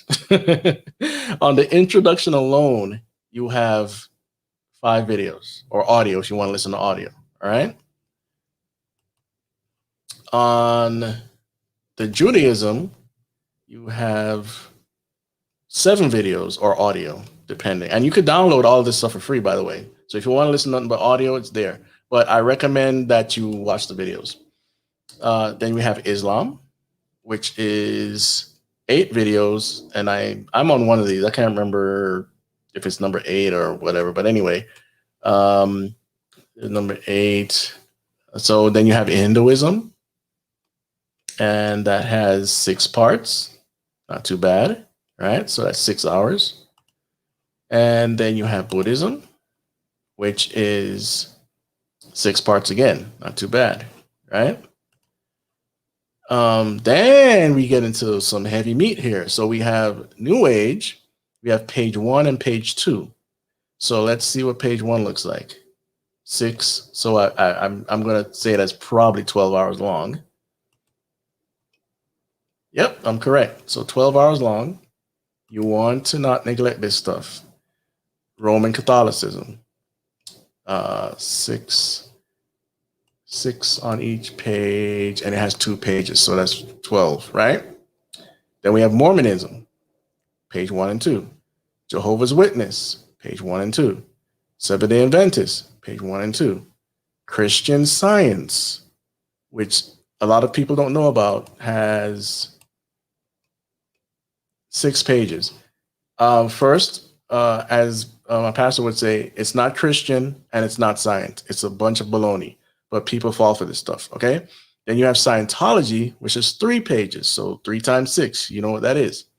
The charismatic movement is 7 pages. It's so thick. Now, if you're Pentecostal or any charismatic, it doesn't mean that you're not saved, okay? But the reason why this series is so important is that it breaks down the history of the charismatic movement in different. Let me go off this for a second. Okay, so with the charismatic movement, it splinters off into a lot of areas, and some of it, some of the foundation is actually New Age mixed with Bible. Some of it's mixed with some other things. I'll just say I'll leave it at that. I want you to watch this if you really want to learn some stuff. Check this out. Doesn't matter if you're charismatic or not. There's hyper charismatic, there's charismatic, and there's some stuff in between. Like, let me tell you what's dangerous. There's certain fundamental things within Christianity that you should not get wrong. You don't get Jesus wrong. There's so many different types of Jesus out there. People are very confused. Okay, there's only one Jesus. He's found in the Bible, and he is God, and he claimed to be God. He's not Michael the Archangel, and he's not all this other stuff you're hearing out there. So you can't get Jesus wrong. You can't get God wrong. Jesus is God, but God as the Trinity, you can't get that wrong. Let me explain. So you have the Father, God the Son, Holy Spirit. And you'll see some confusion out there with some people. The version that we believe is that God has manifested himself in three persons, not three gods. Okay? Not three gods, three persons. So Jesus Christ, God the Father, and the Holy Spirit. The Holy Spirit resides in believers today. In the Old Testament, he would come on the Spirit, on the person, and give them a revelation. So that's a simple explanation of the Trinity. Some people would say the Trinity is ice in three forms. Like say, for instance, ice frozen, ice unfrozen, which is water, or steam. It's still the same thing, right? Now, there's a theology out there called modalism. Modalism says that if Jesus Christ is God, he can't be God the Father or the Holy Spirit at the same time. Or if God the Father is God the Father, he can't be Jesus Christ or the Holy Spirit at the same time. And if he's in the mode of the Holy Spirit, he can't be God the Father or Jesus Christ at the same time. That's blasphemy. And one of the reasons it doesn't make sense is if it's true, and it is, that the Holy Spirit resides in every Christian today, that means as he's residing in all the believers, he's not on the throne as God, and he's not at the right side of the Father as Jesus Christ. You see what kind of blasphemy that is? If you're in the charismatic movement and you believe that, there's a possibility you're not saved. We can't get these things wrong. We can't get salvation wrong. In First John, I think it's First John or First John maybe. You can't have the Father without the Son, or the Son without the Father. If you get that wrong, you're not saved. You can't say, "Oh, I believe in God," but leave Jesus Christ off to the side. He is God. And you can't do the opposite. "Oh, I believe in Christ so much, but God the Father, he's all right." You know, you get that. You can't get that wrong. You can't get the gospel wrong. Jesus Christ, you were born in sin. Christ came to deliver us from sin with the sacrifice, his pure sacrifice. He was sinless and he died on the cross and he resurrected on the third day. And that's why we have salvation. You can't get that wrong. If you get that wrong, then that leads us to another thing. And there's a lot of stuff. A lot of this stuff is within the charismatic movement, but not all of them believe the same. They're saved charismatics. I want you to understand that. If a person says, "Oh, well, you believe in modalism, that's wrong and that's blasphemy," and then they come back around and say, "Well, you can't be saved unless you're speaking in tongues," well, that's a false gospel, because that's not a part of salvation. When I say that, it's not a part of your salvation experience. And the whole speaking in tongues thing, that could be argued till the end of time.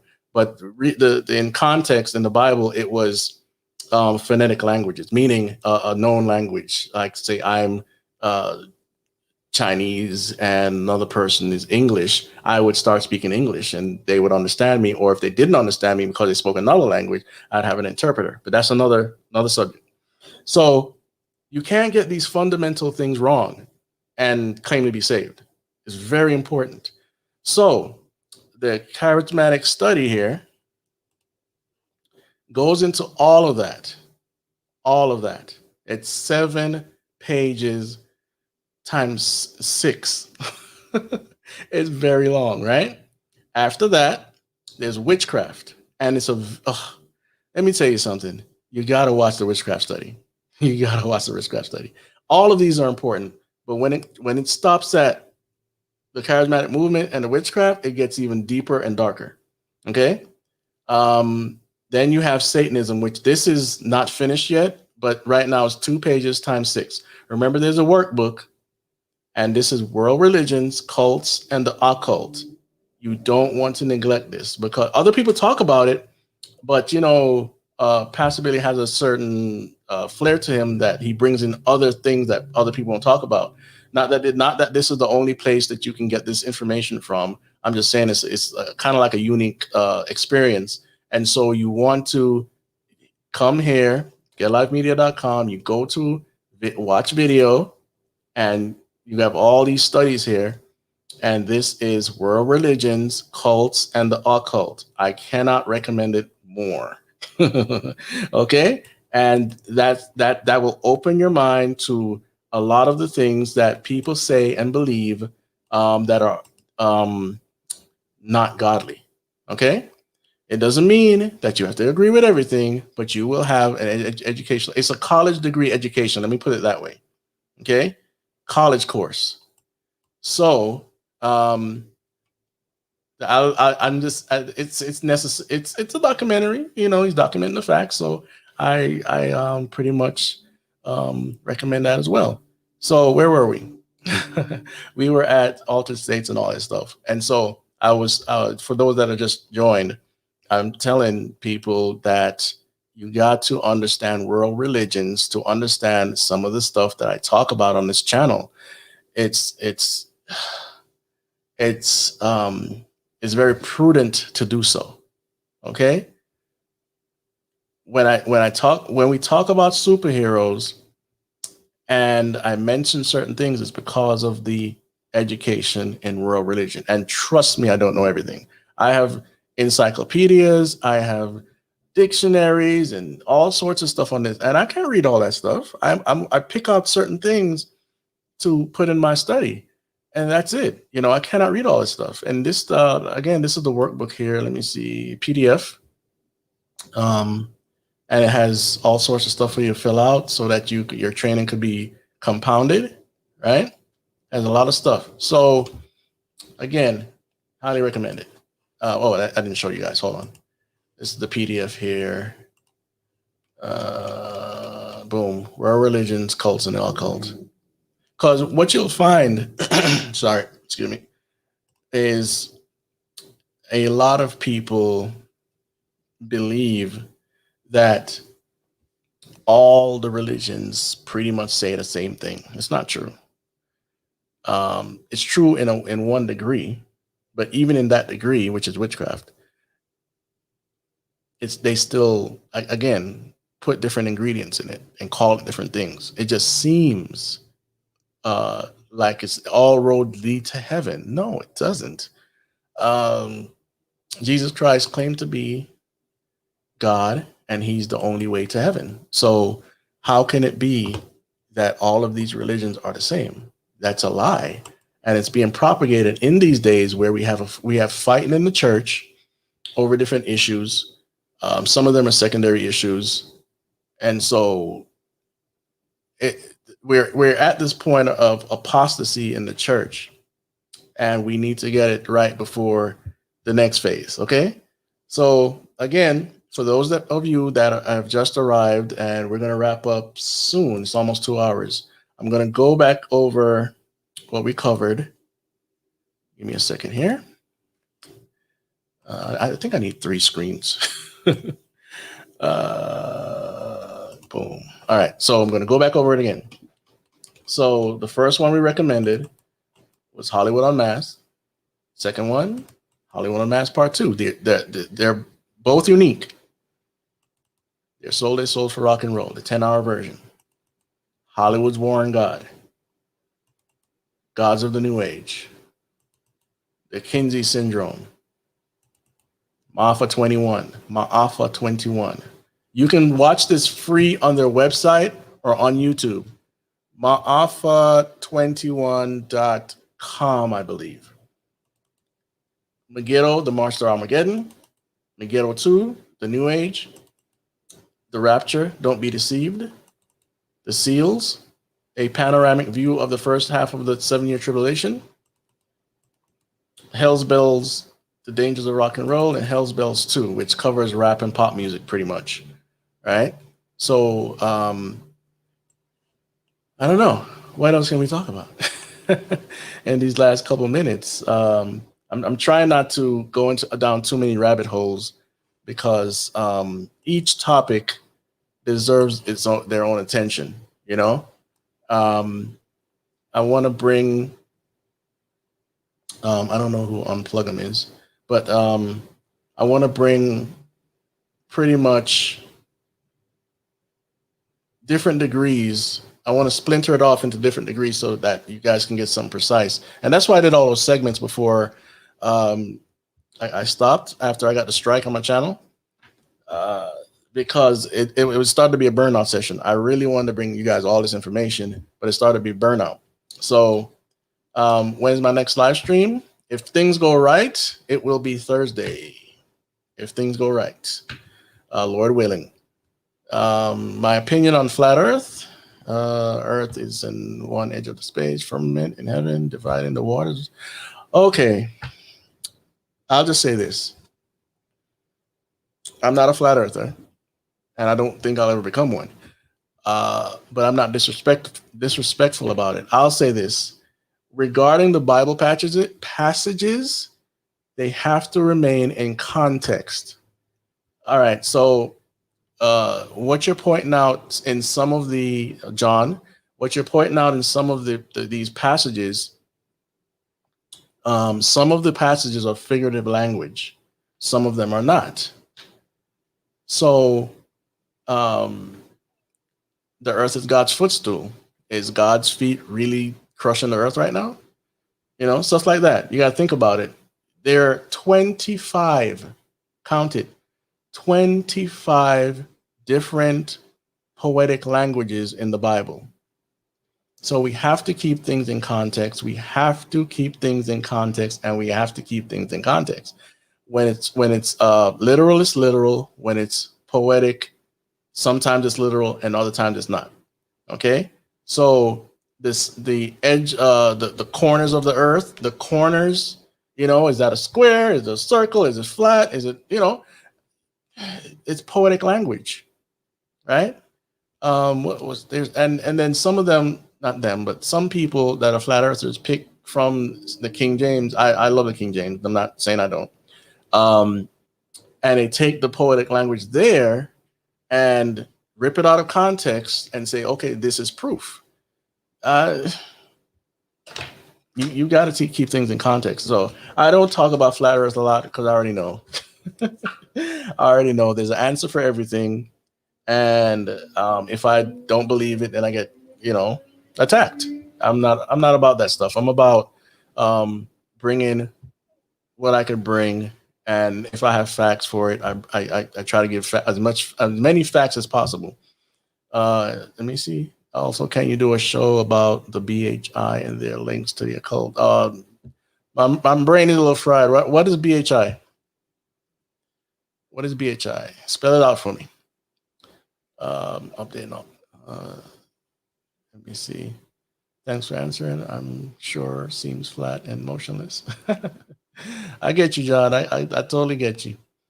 You know what, John? I know what everybody thinks about NASA. I'm not a NASA defender, but what I would say is go and look up those passages that people try to make a flat Earth passage, and do some study on them. Don't just take it as face value. Do some study on the passages, and not from just one source. Okay, when I was in Bible college, we go to different sources, commentaries, to see what they're saying about it. You want to do that. It will help you out greatly.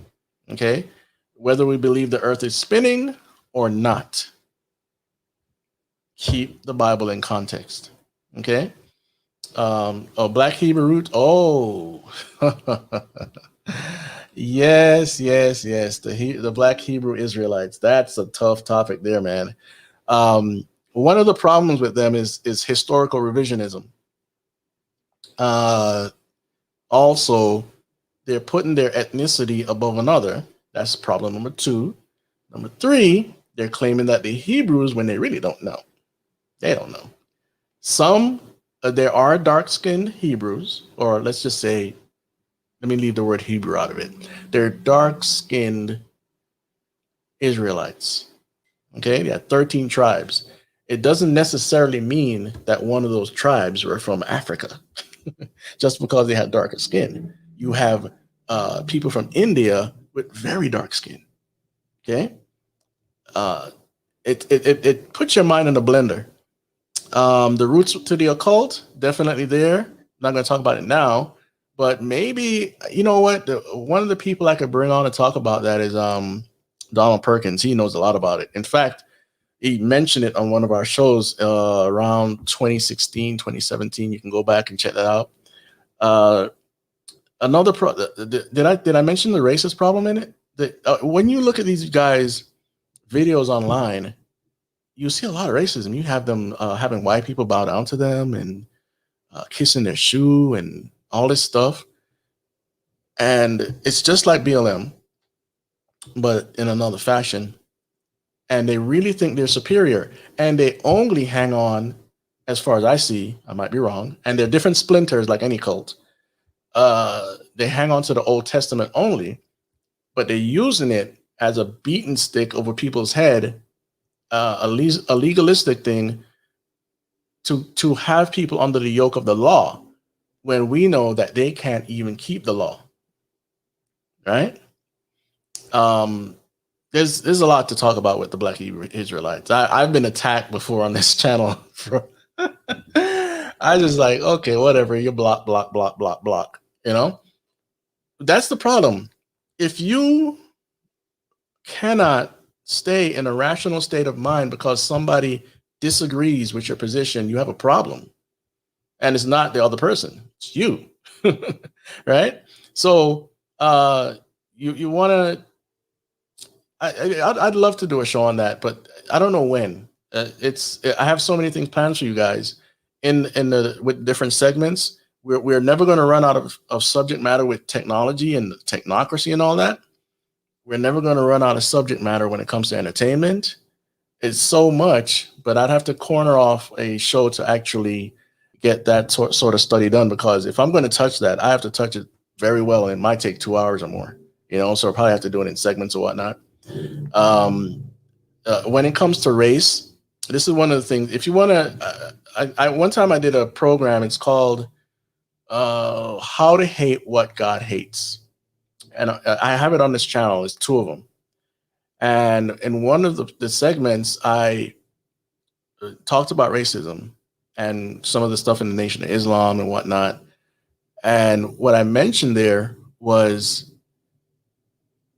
the idea of evolution makes it seem that they call it race, cis. It's only one race, and we have everything we need in our genome to put out a different pigmentation, right? So with evolution, it makes it seem that white people sprouted up from the Caucasus Mountains, Black people sprouted up from Africa, and so on and so forth and so on and so forth, right? But that's not true. The biblical account tells you what happens. There was a flood. It's in every civilization. Every civilization has a story about the flood. If you didn't know that, you might want to go look that up. They might not say Noah. They might say no, like Noa or something like that, or something. So they have, it's another language, so it's weird. But it's always 8 people on a boat, catastrophic flood. Some of the story might change. The character of God might change, but it's still the same story, right? So it's in every civilization. So it complements the biblical account in the sense that it's an historical event. Now, when you go further, 150 to 200 years after that, you had the Tower of Babel.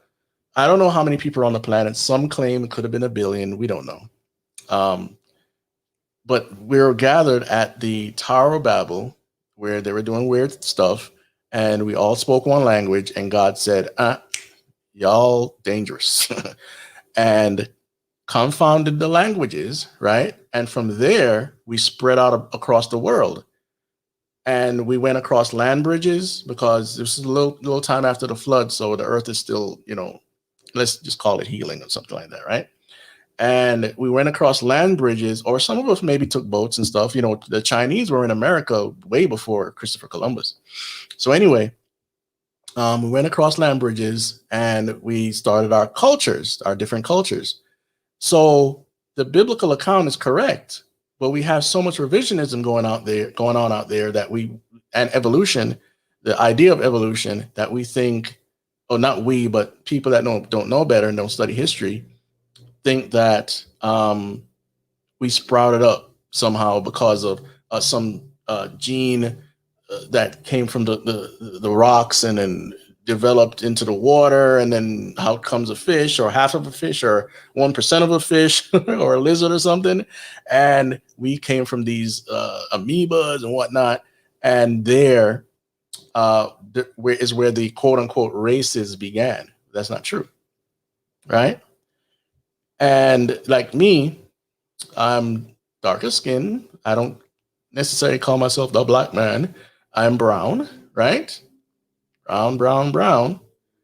And my great grandfather was straight white European. Straight white European. With blue eyes, by the way. But you can never tell that by looking at me, right? There are people that with darker pigmentation that you would have thought came from Africa, but they actually were Native American, and they don't necessarily look like our traditional Indian face or whatever you want to call them. Some people get offended at that now. But they were what you would call Black Indians. Okay. So if we don't have all these things in context, we get all these weird things. And, you know, racism isn't natural. It's learned behavior. You know, you don't see kids playing in the playground talking, oh, you black this and you white that and all whatever. So that fall, you know, when it comes to like the Hebrew roots movement and all that stuff, not the Hebrew roots, the Black Hebrew Israelites, they're taking that position of superiority above another ethnicity. It's just ethnicities, right? And that's a part of the problem. The other part is just humans are just sinful. Within the island community, I'm from Jamaica, and I moved to Miami many years ago in the 70s. Within the island community, you have the same issues. Sometimes it's about the nationalities. It's, well, I won't mess with a Haitian because a Haitian is this, that, the other. Or I won't mess with a Jamaican because a Jamaican is this, that, the other. Or if, you know, in Jamaica was a melting pot, you had Indians in the sense of not like a Pujambi. The Indians that look more like from one of these islands out there. And so you have that, you have Asians, you have blacks, you have whites, European, and it was a big mixture there. But even within that, you have, I won't mess with an Indian dude because they're this, that, and the other, right? So it's been with us for a long time, but now it's being exploited by the powers that be, meaning the elites and whoever else is below them, to cause all this friction in our society. And it's a deliberate plan. It's always been a deliberate plan in the sense of back in the days of slavery, obviously. But here's the thing. I don't even know why I'm even on this race stuff. But in the slave trade, everybody has been enslaved, right? You know, the Irish and whoever else. The Arabs, which they would rather be called Persians, started the slave trade that we know of today, right? And it wasn't the Europeans that came in and just did whatever they had to do. The Arabs started it, and they killed, I believe the amount is 200 million Black people, right? And the Europeans started to come, and they did what they did, what they would call the colonizers. But then we had our own brothers and sisters selling us as well. But they don't want you to know that history. They don't want either side knowing that history. So what they have us focusing on is black and white. You put two parties against each other, bang heads, based on emotions, pretty much, or what happened in the past that's not happening now. Now that I said it's not happening now, it's not happening now like then in America. But check this out: all of this stuff you hear people talking about is happening again. Where? In Africa, just like before, and no one's talking about it. You go research it. Go research the modern day slavery in Africa. I think, I'm not sure, but I think one of the places is on Myanmar, if I'm not mistaken. But you do a little research on that, and you'll be shocked at what's happening for, I think it's over the last 5 years or 10, or maybe 5 years. So anyway, that's something. So when you see all these groups like the what do you call it again? Black Hebrew Israelites, you can bet on it that it's a racist movement. Just like the skinheads or the neo-Nazis.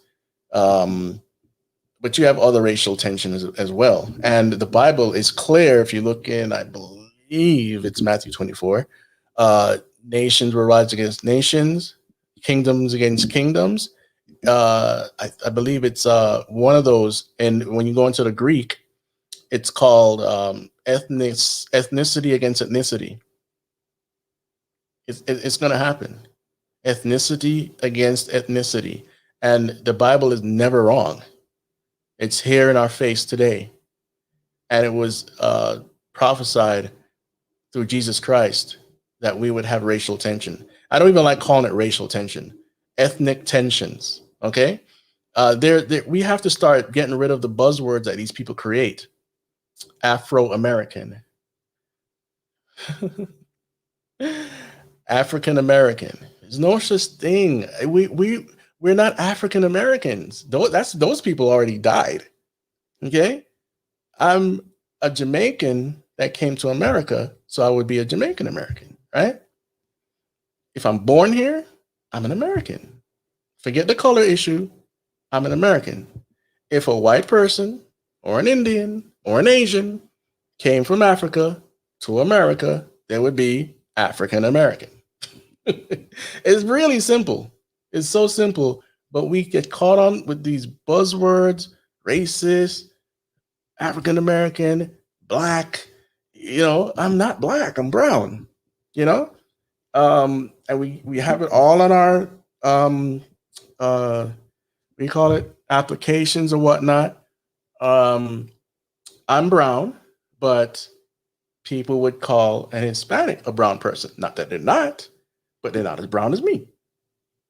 Not all of them anyway. They are in, like, say for instance, in Cuba, I heard this from a Cuban, that the way that population started, it was blacks and Indians from Spain that copulated, and then they started to have a population in Cuba. And you'll see more of the lighter skinned Cubans come over to, say, Florida or wherever else, rather than the darker skinned ones. Some of the darker ones came over, but my point is they have dark skin, right? And so this communistic system, for some reason, they want to uplift the lighter than the darker. That's whatever. A lot of the music I used to listen to was racist. Okay, not in the sense of what we think about today. It was coming from the Afrocentric groups or the 5% groups that in their doctrines the white man is the devil, right? So the Nation of Islam promotes that as well. And so listening to this music, and then what happens is, this is a compound. Somebody that I know that used to be in the New Age said back then, when they were in the New Age, that they admitted that they're purposely putting out the slavery movies every so often to keep us divided. You see, when I say it's a plot, I'm not saying nothing strange. That's what they're doing. So compounded with the entertainment, you have it didn't happen fast, but it's happening, right? I used to listen to all this stuff, a lot of rap music, right? And it's not all rap music; it's some, but even some people that you think are innocent, they believe this stuff. Kendrick Lamar, I think he's part of the Black Hebrew Israelite thing. Okay, a lot of your famous rappers, Jay Z, an old rapper called King's Son, Wu-Tang Clan, many are 5%ers. Okay, and that goes back to the point I was trying to make earlier, but I veered off from it. That the foundations of hip hop is a lot of racism, a lot of Islamic people, and they admit it. So not the racist part, but they admit it that it's Islamic in nature. So there you go. I hope I made a lot of sense the way I just broke down the race issue, because again, the smarter know that it's one race. Then we have nationality, we have ethnicities.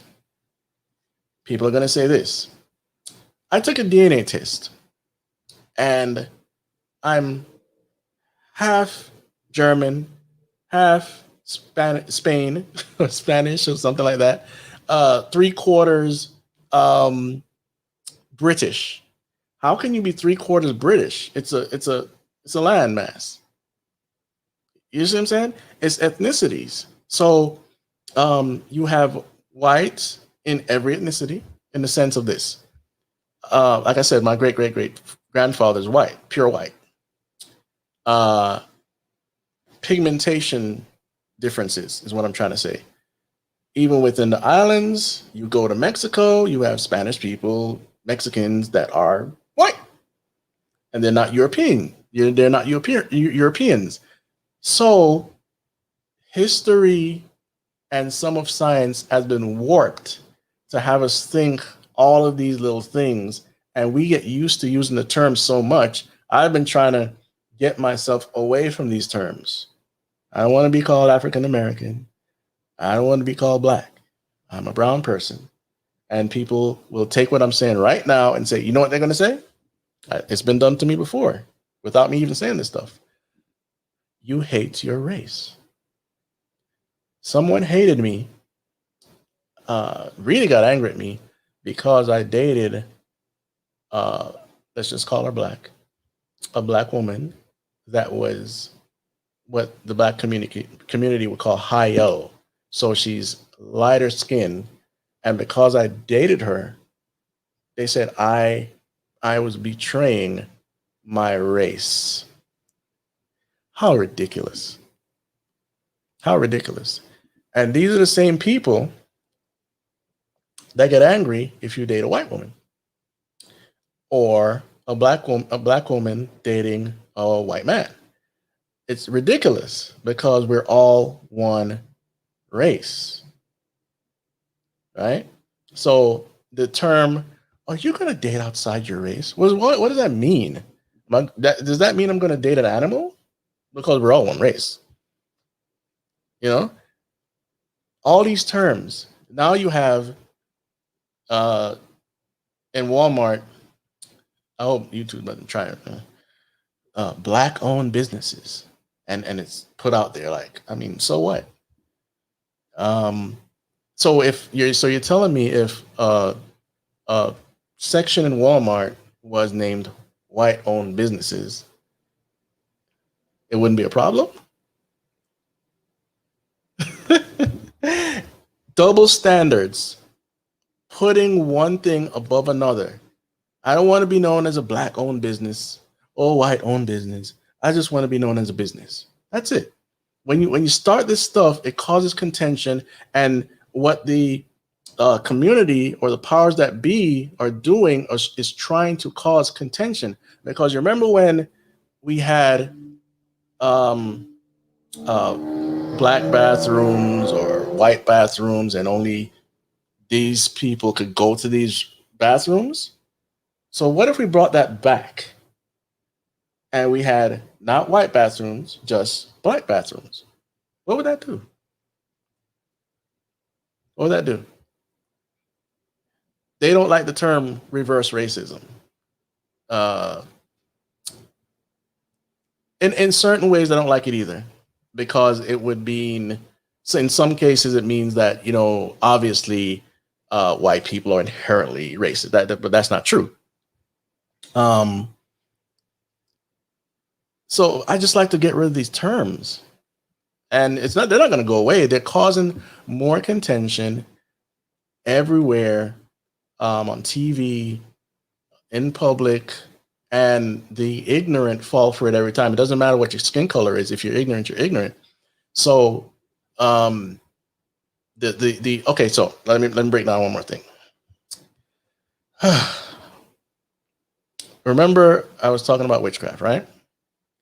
And I say this a lot. So whoever's used to listening to my channel, you have what the words, the spell out the words, use it to move the culture. Okay. So the words are like a magic spell, right? I could put it in my comic book. I could put it in my movie. I could put in my narrative, my ideology or whatnot. And if a person is open to that thing, they will move towards it, right? So when you see these pamphlets from BLM or somebody else, they're using the words as a spell to control the minds of the people. When you hear terms like People's Liberation Party, that's totally always communist. They switch up the word sometimes. So the words that we speak are very powerful, right? In The Secret, I explained this before. They talk about in a lot of churches as well, mostly charismatic. You could speak it into existence. Don't say that. Don't say that bad thing. You don't want that to be spoken into your life, right? But the Bible verse they're talking about is not talking about us. It's talking about God spoke things into existence. In fact, when you bust it down in the Greek, it's like God is like, he could do that because he's God. It was so easy for him. He just spoke it. Done. Right? That's not what humans do. So if I could literally speak it into existence, I would have $1 million behind me right now. I would not get sick. You see, this thing about becoming a god, all these people say you could be God, you could be God, you could be God. If you could really be a god, and you find this stuff with Kenneth Copeland, these weirdos, why are you getting old? Why are you sick? Oh, let me guess, you don't have enough faith, right? You cannot do these things. But going back to my point is that they use the words to deceive the people by cleverly twisting it. Where was the first time we've seen this? In the Garden of Eden. Lucifer came down with his plan, and he twisted the word of God, and then Eve fell for it. It was really simple. You just twist it just enough, and people will start believing you. And she had the lust of the flesh, the lust of the eyes, and pride of life. She saw it, she wanted it, and pridefully went after it. Okay? The words are important. When it comes to this race stuff, the words. I'll give you another one that they use. Black Lives Matter. Who can argue against that? Who can argue against that Black Lives Matter, right? They do it so that you can't argue against it. And if you do, you're a racist. It's just that simple, right? But if white people were to say, white lives matter, oh, you're a racist. How can you dare say that? And then we have all of this, what do you call it? The propaganda, something they're doing in the colleges. I can't remember the name of it. Somebody type it out for me, please. I know you know what I'm talking about. They're teaching in these colleges and schools, race theory, critical race theory. There we go. And they're using it to put forth a racist narrative, but not calling it that, right? It's the words, man. The words. Critical race theory. Well, what is that? Somebody needs to define that. But they bring this stuff in the education system and twist their minds. Uh, there was a group in the 1800s. They were called the Romantics, and it's not about romance. Romantics, the thoughts, they're, whatever. Pretty much, they were the liberals of their day, and they helped to get their thoughts out through media, the educational system, and stuff like that, right? There you go. That's another one, affirmative action. Okay, I keep saying if we understand the ingredients, we'll understand the motives and how it works, right? A lot of this is coming from the communist idea, the socialist, Marxist, fascist idea, but we have to understand it. We can't just say, oh, that's communism. Well, why? And then another question is going to come up, and another question. We have to study it. The people behind this movement, I can't even mention it. They have so much control. And I'm not talking about Illuminati. I can't even mention it. Okay? They started this, gave it to Karl Marx, and after that, we have blood. And all these countries that you see, from Russia to China, are under this communist systems in different forms, socialism in different forms, because they use the words to fool the people. Okay? Same thing with some of the Dems and the Republicans, unfortunately. They use the words to fool the people. Okay? Simple words, and some of it's called jamming, when you put up an opposite with a positive and you make it seem like both of them are positive. Like it's like an oxymoron. I can't remember. I can't come up with a good term right now. But I think you guys can understand what I'm talking about. We have to understand the system and how it works. What I would do if I were you, everyone in the chat, even the ones that disagree with me, go and study what Karl Marx believed. He was a Satanist, by the way. What socialism is, what communism is, what fascism is, and get the little nuggets. And by the time you look around, you'll see what 2020 was all about. 2016, 2017, 2018, 2019, 2021.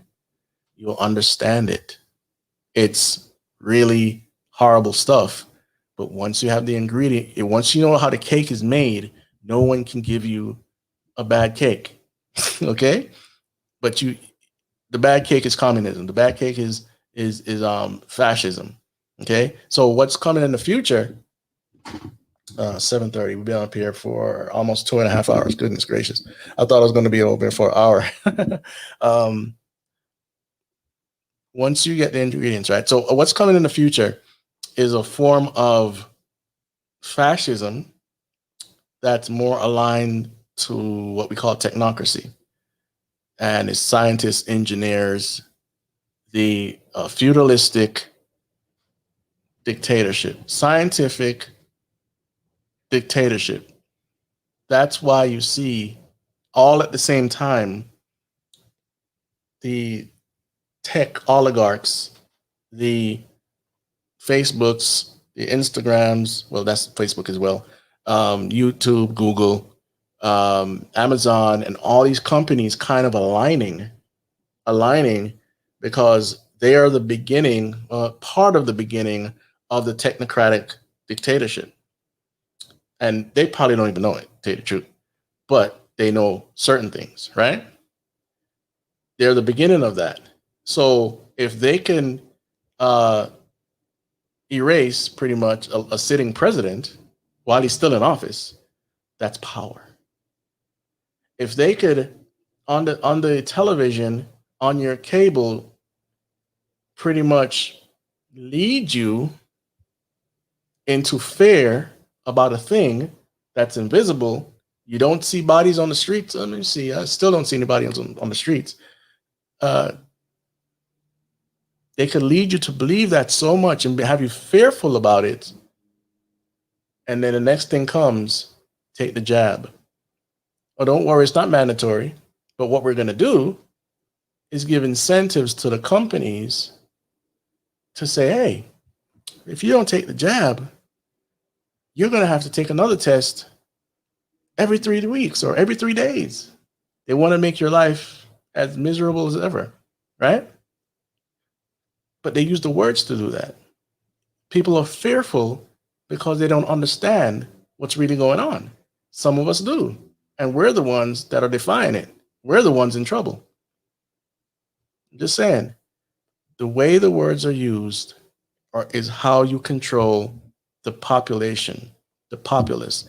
Do yourself a favor and look up Alan Moore. And there's a documentary. I don't know the name of that, but you can find it on YouTube. It's kind of blurry looking, like it's not good quality. And he explains what I'm saying. How writing a spell means to spell words. Grant Morrison, he didn't say the same thing, but he does the same thing. A lot of writers, not all, contact spirits and they give them instructions to put this in their novel or in a comic book or something else, and they push it out to the masses. And we are led on a train to what's coming in the future. And there's evidence for it. Go listen to their own words. Look up Grant Morrison. He did a talk at some place, and he gave the story. I actually played it on my channel one time, and I believe it was 2018. Breaking Free from Entertainment Part 3. Breaking Free from Entertainment Part 3. You could go listen to that, or you can go to his video and listen to him say what he said. Okay? So Alan Moore and Grant Morrison. You want to look up those YouTube videos. And the one with Alan Moore has ominous music in it, like, oh, yeah, you know? And he's talking about this stuff, and he's not acting like he's a weirdo. He's a smart guy. He's just on the wrong side of the fence. And he admits all this stuff. One of the things he said was that satire is a way that you can destroy somebody's reputation even after they're dead. Okay, so what they did with Trump on Saturday Night Live, satire, right? That will follow him. All the stuff they did, but into the minds of the people that watched it, it's going to follow him. He explained that. Now, he wasn't talking about Trump. He was talking about in general. Satire will follow a person even after they're dead because of the witchcraft. Okay? So I'm repeating some things that you probably haven't heard on my channel, but I'm adding a little bit more meat to it. So you want to look those two videos up. One is Grant Morrison and the other is Alan Moore. So you want to go check that out. I'm going to wrap this up soon. Guys and girls, we're going to make a couple campaigns to help us with the documentary and stuff. So if you want to, please become a patron, or Cash App or Venmo or something. Everything helps. And I would show you, but I don't have it in front of me. But we bought 2 Black Magic cameras. I know Black Magic, right? It's just a name. The cinema cameras. So we have 2 cameras for broadcast that generous people, I gotta say, generous people helped. But we need more help. And we're going to bring you some production on different levels. I'm just trying not to announce it yet. All I can say is this. If you believe in this ministry, help us as much as you can. If you can't, you just can't. just share the video, like the video. When I do a I'm not sure if I'm going to do a members only podcast because YouTube has members now. I'm thinking about it. Maybe, maybe not. You know, the t-shirts, that helps us as well. This one is actually now our first bestseller was God is Holy. This is now the bestseller. God Save America. And that helped us to, what did that help us do? That helped us to buy some more equipment and stuff, and do some business to get this business to be totally all official. And so whatever you do, it helps. It really does. I don't beg for money all the time. You know, I try not to. But at the same time, this is not my living. You know, I don't make money from this. So we're going strong, and hopefully this year we're going to see some big things happen, Lord willing, if the entire world doesn't continue going crazy. You know, so I'm thinking about the member thing, but not sure. Thinking about there's a private book club that I'm starting. I'm not sure if I'm going to bring that over to YouTube. And if it's on YouTube, obviously it's not private, but we're going to read some books that will also help you to gain some more insight on this thing, because we're all at a phase of learning. And I might have some information, but I still see myself as inadequate. There's a lot to learn, but we don't want to neglect our Bible. I said this like 4 or 5 times already. The Bible is the most important book. So we want to stick to reading our Bibles, learning it more, and getting things in context, getting stuff right about the rapture and everything else, and definitely salvation, so we can get out there and help people get saved. Oh, don't forget that I have a song called Genetic Apocalypse. It's on my Hurricane 7 channel, and it's on this channel as well. If you want to purchase a song, hey, that'll help us out. We're working on another one that I can tell you. We're working on another one, and that'll be out soon. So we just appreciate everything. Appreciate all the messages you sent while I was away. You guys did a lot. Okay, so I appreciate all of that, and thank you about the song. We just want to uplift God, respect who Jesus Christ is, and this information is to equip you to start conversations and get the gospel out. You know, there are certain people you're going to talk to. If you're trying to win their souls, try not to have it too heavy on the secondary issue. Meaning, this information here is secondary. The gospel is first.